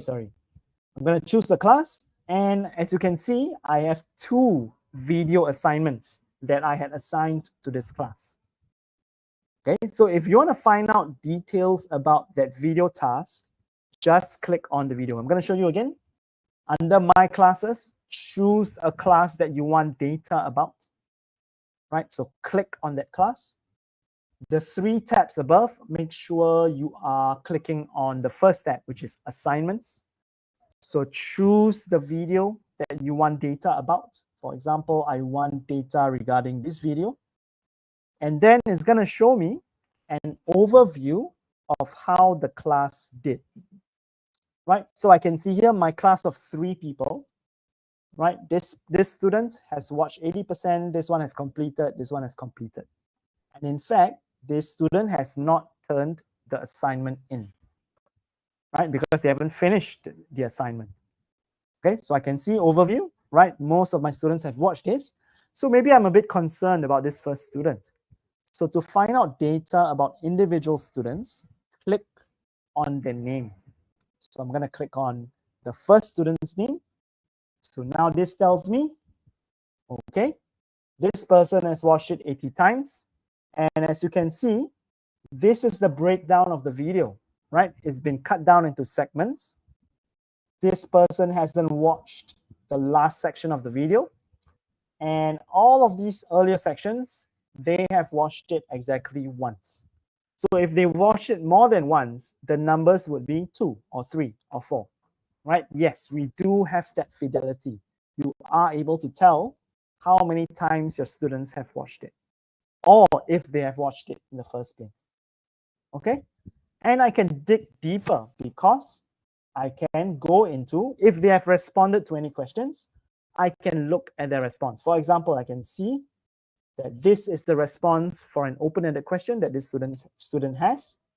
And I can give, number 1, feedback, number 2, a grade. Okay, so if I want to, I can put in some feedback here.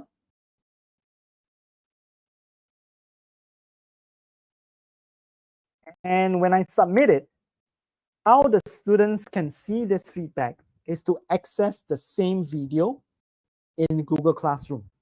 So this feedback is always tied to a particular question, right? So when the student clicks on the question again, my feedback will be shown. Okay, and like I mentioned, I can also grade it. Okay, so I can change the number here to whatever I want. For example, 50, right? And this will be reflected in the student's grade. Okay, so let me show you again. This is a multiple choice question. Even for multiple choice, I can give feedback. So for example, great job. When the student clicks on this question in their Google Classroom, they will see my feedback. Okay, for example, but of course, this student got the question wrong, right? I shouldn't say great job, right? If I wanted to, I could also change the grade. Okay. Now, besides that, besides individual students, I can also see what the performance is like for each question. So notice there are 2 tabs, right? The first tab is students. The second tab is questions. So let's click on that.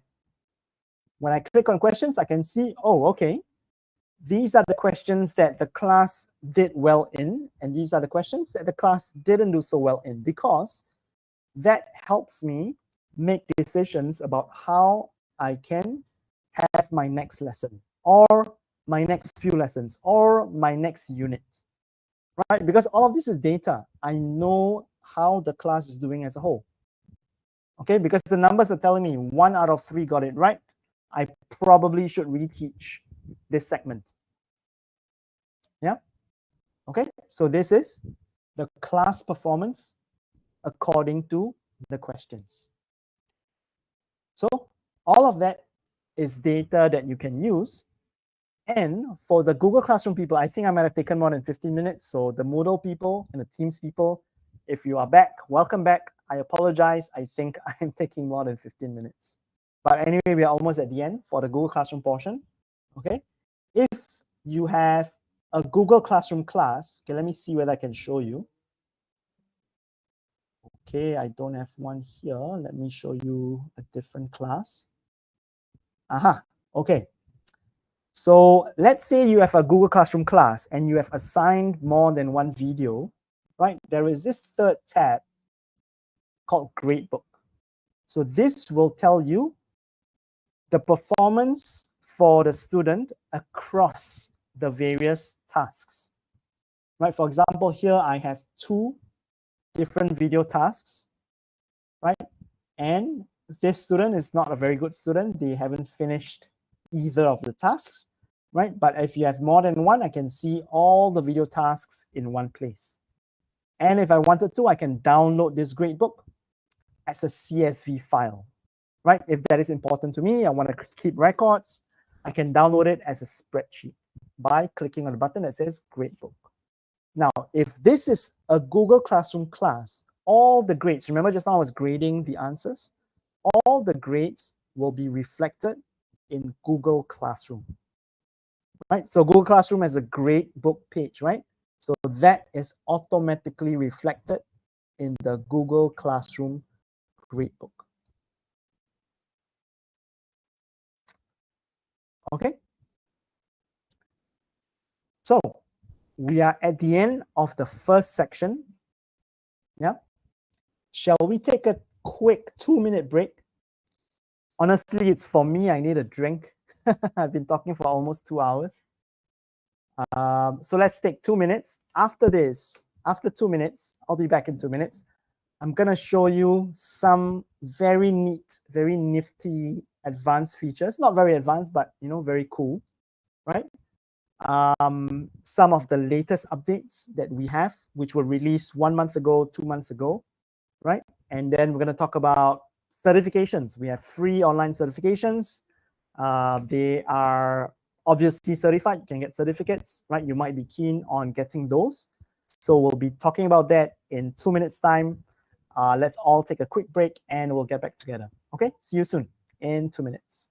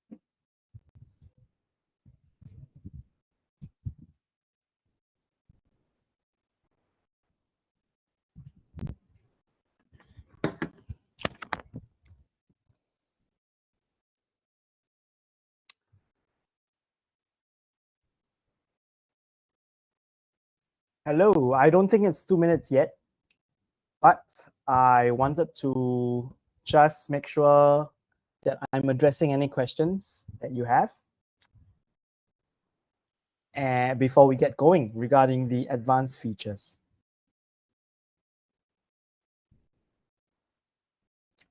If you have just returned from the Moodle video playlist, or you were looking through the Microsoft Teams support page, right? If you have questions about that, please feel free to ask as well. Before we talk about the more advanced features.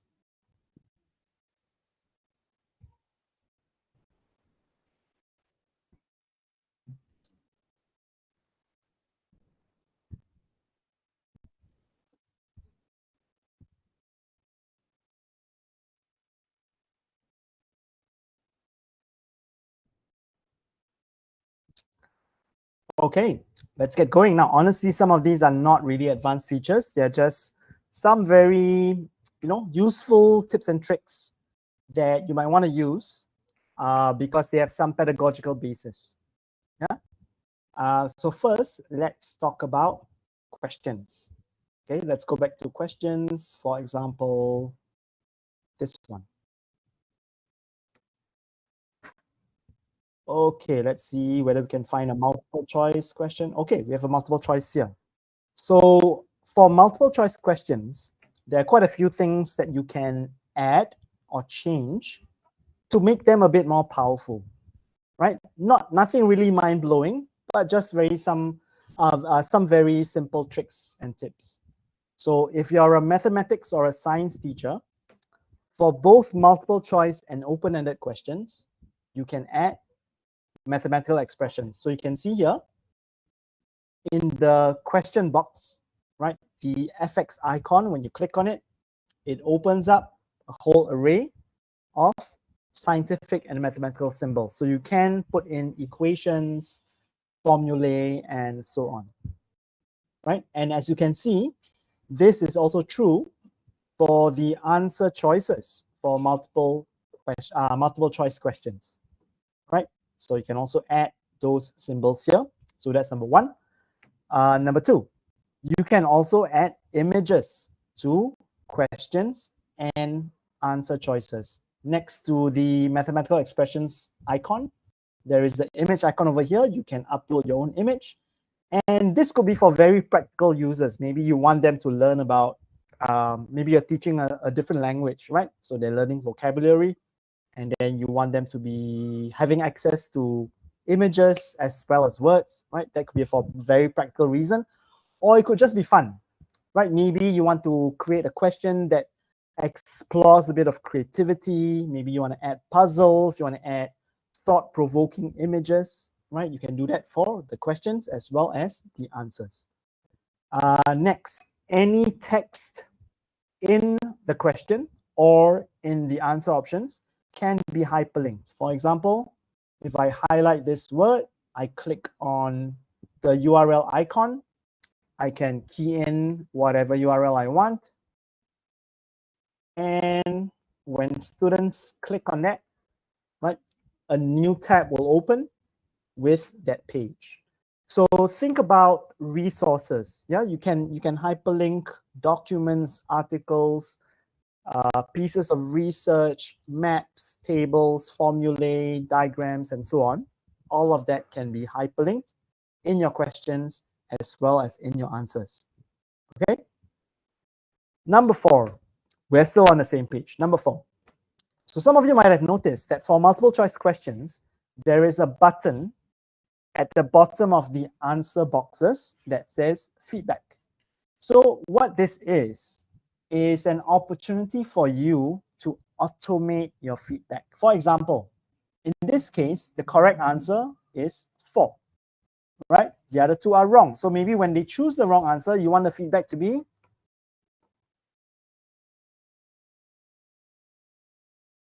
maybe you want them, you want to point them in the right direction, right? Give them some tips. Hey, you got this wrong, but this is where you can kind of read up to learn from your error. Okay? Or you can be creative about it. Remember, we can hyperlink things. We can also hyperlink feedback, right? Maybe instead of pointing them to something in a textbook, you could point them to a YouTube video, right? So you can put the URL of the YouTube video in here, right? Or it could just be words of encouragement, right? They got it correct. Hey, well done. Good job. and all of that. So you can automate feedback. The feedback will be shown once the student has responded to the question. Okay, so some simple tips and tricks. We're not done yet. So now we're going to look at open-ended questions. Okay, so what we can do is we can allow audio responses. And this is really important. You might think that audio responses are only for, say, language teachers. You want to test their, verbal skills and all that. Not necessarily, because I was a science teacher. And what I found was that when I asked students to verbalize concepts or ideas, it wasn't always the case that they did as well as when you compare it to when they write it out. Because they have to know that concept really well to be able to, put it into words. So when you ask them to explain something, that's where you're really testing them about their understanding, regardless of subject matter, right? That's how you might want to look at it. Okay, so we highly encourage turning on audio responses for you to give them that option to choose an audio response. And in fact, giving them the option is already empowering them. You're giving them that choice. You're telling them, hey, we are giving you this power. You can choose to type out your answer, or you can choose to record it. Of course, you don't have to give them a choice. You could also put in the instruction, please record a 1-minute audio response. That's also possible, right? Now, the thing that Edpuzzle doesn't have is the ability for teachers to ask an audio question, right? However, there is a workaround, right? Again, let me clarify. There is an ability for students to respond via audio, but there isn't right now for teachers to ask via audio and for students to respond. There is a workaround, and I'm going to show it to you right now. So for this, we need to go to notes, right? If we insert a note, we could also insert an audio note. As you can see, there is a microphone icon below the text box. And when we click on that, it's going to record our audio. That will be sent as a note. So when students are watching the video at this point of time, the video will pause. And until the students press play and wait until the audio note finishes, the video will not continue playing. So you can be creative about this, right? If you want to ask an audio question, you can ask it using an audio note. Okay? Now you might be thinking, Imran, you just said, just now, an hour ago, you just said, for notes, there is no opportunity for students to respond. It's not really a question. This is where the workaround comes in. Okay, so let's first save this. Okay, so this is an audio note, right? I'm going to save it. So remember, when we save a question, it brings us to the page where we can preview it, we can edit it, we can move it around, and all that. So I'm going to introduce you to something, the ability to put more than one question at the same point in the video. Okay, so let's see where we are right now. We are here, right? This I think one of you called it a water droplet. Yeah, you're right. It looks like a water droplet, right? Where the water droplet is right below the black ball, that is the question that we currently are at right now, right? What I want to do is I want to add another question at this point. Okay, for this, you need to look below on the right. There is segment here. There is this segment here. Add another note or question here. Okay, so I can ask a question, right? I can ask a multiple choice question if I want. I can ask an open-ended question if I want. Or if I wanted to, I could just add another note, right? Basically, you can add multiple kinds of questions at the same point in the video. So what this means is, okay, let's have a look. Let's say we add an open-ended question here. Right, we save it. So the preview is going to show me, firstly, the first question. Remember, our first question was an audio note, right? This pops up. The student has to play this before the next question is shown, right? So remember, the next question is the open-ended question that I just put in. What do you think? So when the students click next, right, they see this second question. And then they have to respond before the video continues playing. Okay, so be creative with this. My advice is don't just pile 20 questions at one go, right? It's gonna be a turnoff. Yeah, so use this wisely. Think about how you want to use this to really drive engagement, to really drive learning for your students. Okay, so just some tips and tricks there. Let me just go through and see whether we've missed anything. Right, all of this is in your slide deck. Okay, let's just see. Give me a second.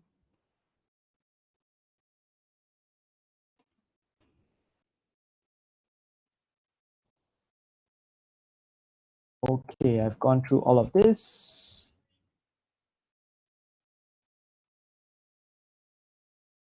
Okay, cool. So let's go through this thing called live mode. Some of you might have used something like Kahoot or quizzes in class. Yeah. So basically, it's pretty fun, right? There is like a quiz on the screen.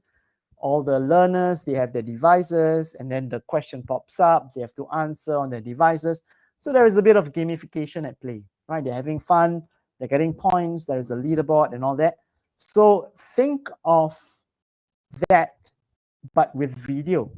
And what we have is live mode. Okay, so what I mean is this. So I'm going to show you how to access live mode, right? And all of you here can access live mode. So what you need to do is to access a video that you have already assigned. Okay, so let's take a look at this. When I open up my classes, I select the class, and I see I have already assigned this video. Okay, so I'm going to open that video assignment. I'm going to click on it. And then I see there is a button that says live mode. And as you can see from the blurb, the balloon, it says project your video while students answer in real time on their own devices. That is exactly what live mode is. Traditionally, Edpuzzle has been for asynchronous learning. Everyone at their own time, whether in school or at home, they are learning self-paced, right, on their own devices. But it doesn't have to be that way. It could be used for synchronous learning as well. Okay, so imagine this. I'm a teacher. I am in class, but 2 of my students are at home. Most of the students are in class with me. 2 of them are at home. They are not sick, right? For some reason, they're at home. So I want them to join in the lesson. So what I do is I go to my assigned video and I click on live mode, right? And what I'm doing is I am projecting this screen onto the classroom projector, and at the same time also sharing the screen on a video calling platform such as Zoho, such as Zoom, Google Meet, and so on. Right, so again, I'm projecting this into the classroom where I am together with 95% of my class. But because 2 of my students are at home, I'm also getting them to join via video conference. Okay, and they see that screen as well. So I tell my students, hey everyone, go to this video that I assigned you yesterday. So whether they are in Google Classroom, Microsoft Teams, or Moodle, they go to that LMS and they click on that video, right? Because when I start live mode, what's going to happen is they're going to join this class. Okay, they're going to join this class and they're going to participate synchronously. Okay, so me as a teacher, I'm going to wait. Maybe I know I have 30 students in total. So here the numbers will go up as they are signing in, right? When the number reaches 30 out of 30, I will click on start. So when I click on start, remember this is being projected onto the classroom screen as well as the video conference tool, right? So everyone is watching this, not on their own device, but on the classroom screen or on on their laptop. Okay, so I will play the video, and when we reach an embedded question, this question will pop up on their device. Okay, so let me clarify. The video does not play on their smartphone. Let's say the device they're using to answer is a smartphone, right? The video doesn't play on the smartphone. The video plays only on this screen, which is shared on the classroom projector, as well as the video conference tool. But when we reach an embedded question, the question pops up. As you can see, it pops up on my screen, but it also pops up on the students' smartphones, for example. So think about it. If you have used Kahoot before, it is exactly like that, right? Usually in Kahoot, the question doesn't appear on the student's device. I'm sorry. That's right. The question doesn't appear on the student's device. It appears only on the teacher's screen. Only the options appear on the student's device. Okay, so I wait for the students to answer. When I'm happy, I can see here the number, how many out of how many have answered. I can click on continue. So the correct answer will be shown on the student's screen as well as on my screen. And if I wanted to, I can show the students' responses by percentage. How many of them got it correct? And how many of them got it wrong, right? And you notice, right, there's no space for names because all these responses are aggregated. They are anonymized. Therefore, any students who got the answer wrong, they will not be embarrassed because their names are publicized, right? This is all anonymous. And when I'm happy, maybe I finish explaining because I realize half the class got it wrong. I can click on continue. And then this goes on and on. But guess what? You don't even have to finish this video because maybe sometimes we just don't have enough time in class. So at any point of time, you can exit this live mode, right? And when this happens, students can complete the video task at their own time. Why? Because this had already been assigned. And when they complete the assignment at their own time, they can just continue from where we had stopped. They don't have to do the whole thing from the start. The system will remember where we had stopped, right? So they don't have to re-answer the questions they had already answered previously. Okay, so in a nutshell, that's what live mode is. If you want to try this out, I suggest you try it out with a colleague first. See what the students see this, how the students interact with the interface, right? Know what they need to tap, what they need to do and all that before you try it out in class, right? So, excuse me, let me know if you have any questions regarding live mode. So we'll just wait for a bit. Maybe some of you are still digesting this, what this is all about, right? Let me know if you have any questions.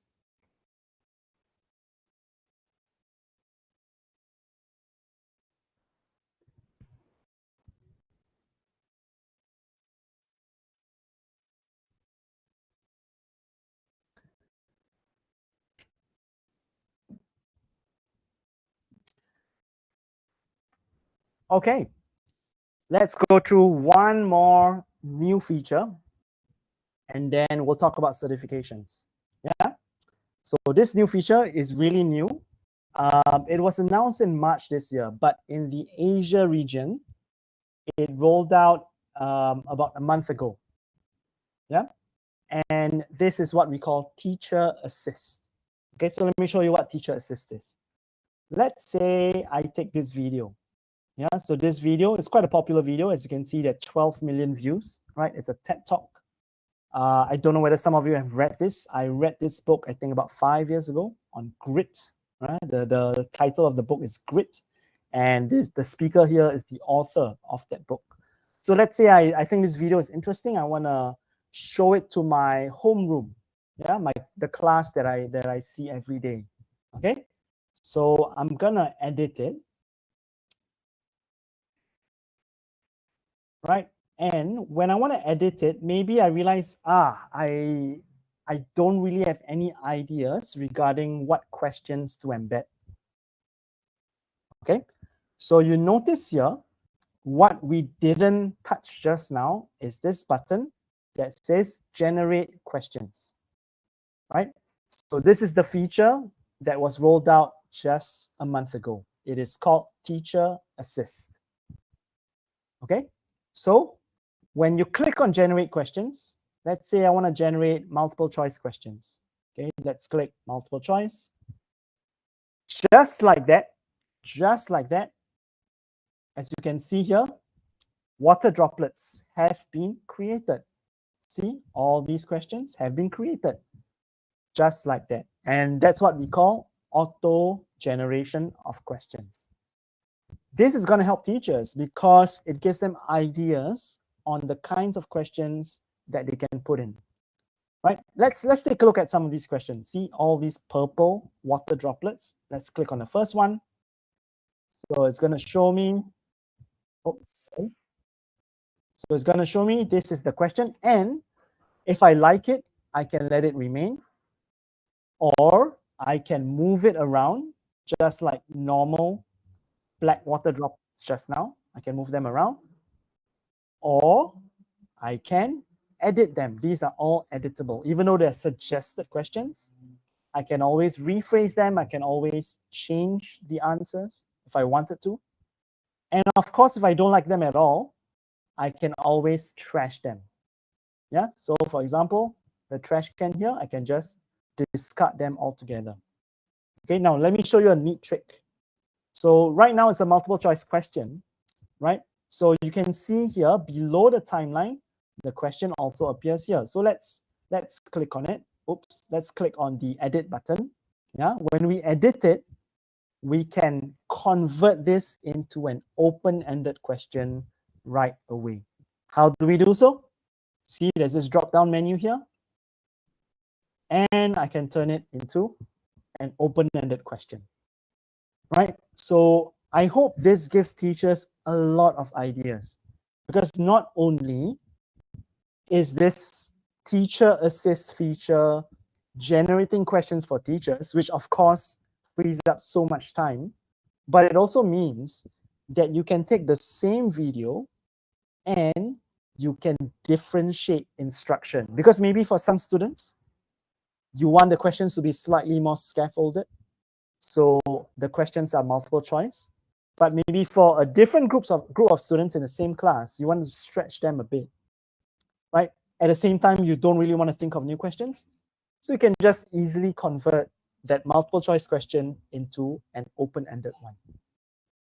Okay, so again, if I wanted to, I can always delete, edit, or change any of these questions. Okay, now here's the catch.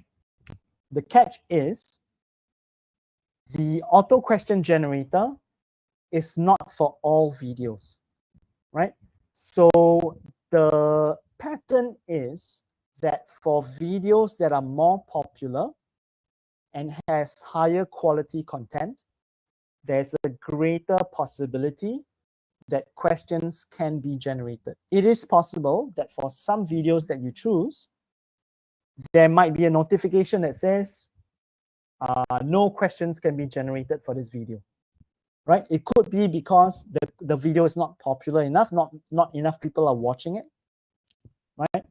Or that the content doesn't really isn't really conducive for questions to be automatically generated, right? So it takes a bit of trial and error, but my advice for you is, if you want to specifically use the auto generation feature, you should be using videos that are popular. Many people have watched it. You know that people have used it on Edpuzzle before, right? So these are more likely that questions can be generated using auto generation.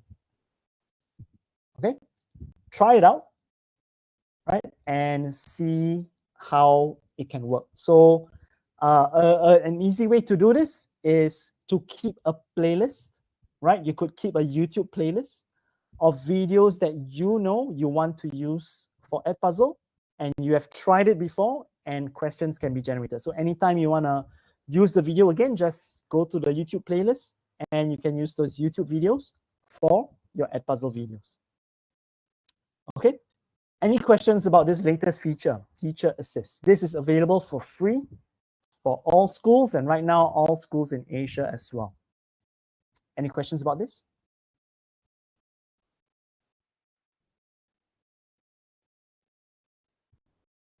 Oh, I forgot to mention. This is quite important. In the first place, for auto generation of questions to be done, the video cannot already have embedded questions, right? So if you notice, what I did was, I did not use a video which already had questions. I went to YouTube, right? And I used the video in YouTube, right? If you're wondering, what did I do just now? When I installed the Edpuzzle Chrome extension, all YouTube videos automatically will have this yellow button. You can see my yellow button, edit with Edpuzzle. This button will only be there when I have the Edpuzzle Chrome extension installed, right? So I can go to any YouTube video and I can click on it. And as you can see, it takes me to the Edpuzzle edit page right away. Very, very nifty tool. I highly recommend you download the Edpuzzle Chrome extension. So because this is a new video, right? I haven't edited this yet. When I go to questions, there are no embedded questions. And again, I can generate questions here. Maybe I want to generate open-ended ones now, right? So I have open-ended ones here. Same thing, I can edit, I can discard, I can convert them to multiple choice, and so on. So again, my tip to you is use the Edpuzzle Chrome extension and the yellow button below a YouTube video to use fresh new YouTube videos for auto question generation. Okay, so some tips for you over there. And let's go ahead and talk about certification. So I'm going to send you a link, and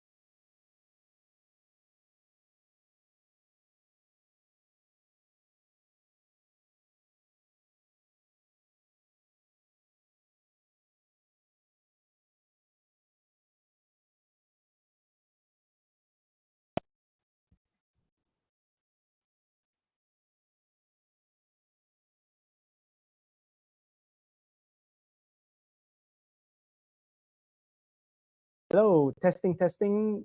Is everyone still there? Yes, Imran. Yes, Imran. Sorry, my apologies. I wasn't monitoring my battery level. So Okay, my computer went to 1% and it suddenly shut down. I'm so sorry. Okay, let me just share my screen again and then we'll continue from where I stopped. Anyway, we went into our last 10 minutes or so, right? So we have just one last thing, which is to talk about the suite of certifications that we have. Right, so I'm gonna send the link to the chat, right? So you can also see the screen. And what this is the series of free self-paced online certifications, right? And all of them are video-based, definitely, because we pride ourselves on being a video-based tool, right? So you can sign up for any of these for free, finish them at your own time, and you will get a certificate and a badge at the end. Okay. Now, there's so many, right? It can be overwhelming. So these are the ones that I recommend, right? You should start with Edpuzzle level 1. If you're using Google Classroom, then go for Edpuzzle and Google Classroom level 1. If you're using other LMSs like Schoology or Canvas, I don't think so. I don't think there are any for this college. You can use those as well, right? From level 1, you can go to level 2. From level 2, you can go to, where is it? You can go to Coach, right? So these three, I would say that these three are the basic ones that really teach you the fundamentals. And as importantly, it opens you up to a whole suite of resources, especially for Edpuzzle Coach. Once you complete Edpuzzle Coach, you'll be given access to the Edpuzzle Coach Facebook group. So only certified coaches can join the group, and this is where all the coaches are sharing ideas, asking questions, clarifying things. Some of them get access to, they get a preview of the new features. They know what's coming up. They get to talk to each other. They get to meet some of our Edpuzzle staff when we come for conferences and all that. Yeah. So let's take things one step at a time. Go for Edpuzzle level 1. Even though it says here 40 minutes, I find that most people can do it in about 30 minutes, right? So I'm going to show you how to sign up for this, right? When you click on this. Okay, so everyone, you should click on the link, which is in the chat, right? You can register for it now, actually. You don't have to start on it now. It's getting late, right? You can start on it over the weekend, next week or whatever, but you should register for it now. So when you click on Edpuzzle level 1, you'll see this. And then when you click on Get Started, you'll be asked for some particulars. Now, the reason why we want these particulars is so that we can send you the certificate, because the certificate and the badge, they are digital. Okay. And okay, let's say I type in my name because I want to show you what's in the next screen. I type in my name, I type in my role.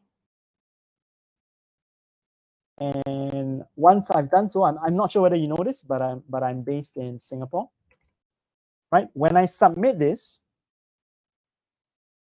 I will get a class code.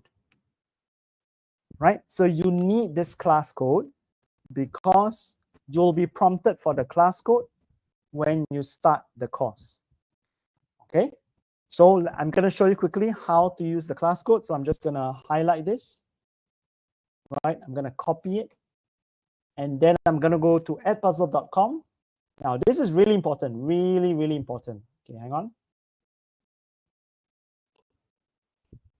When I go to edpuzzle.com, I need to log out, right? I need to log out because right now, everyone, you and me, we are logged in as teachers, but I need to log in as a student. Ma'am, thanks. Ma'am, I need to log in as a student because we are completing this certification. We're completing this certification, so it's as if we are students, right? So let's log in again, and this time round, click on I'm a student. Sign in with exactly the same credentials, right? Same email account, nothing has changed, only your role has changed. Right, you are now a student using your school email account. Okay, and then after that, okay, sorry, let me show you again.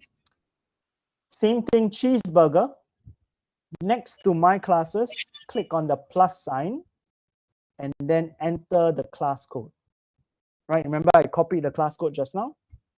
So once you enter the class code, you'll be taken to the level 1 certification here. Now, I've completed my level 1. That's why there are no assignments here. As you can see, all my assignments are under completed. But if you have not started on level 1, then all your videos for level 1 will be here. Okay, so give it a go. The link is in the chat. And I highly recommend you to attend an Edpuzzle level 1 bootcamp. right? So give me a second because the bootcamp is in my phone. Give me just 5 seconds.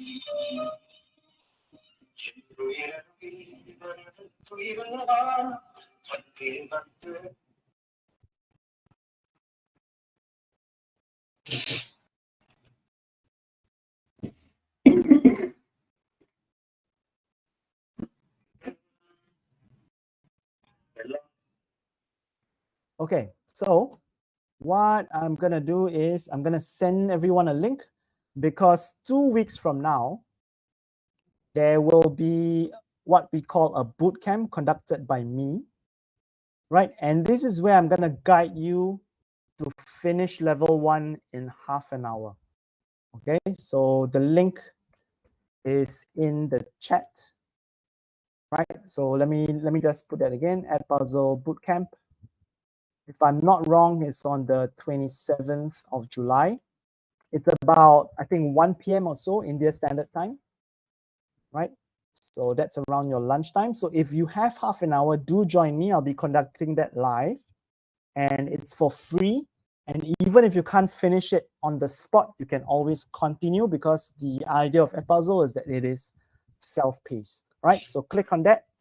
And I hope to see you in about 2 weeks for all of you to get your first step to becoming an Edpuzzle coach. Okay, and I hope to see you there. That's all from me for today. So thank you. Let's see whether we have any last questions before we say farewell.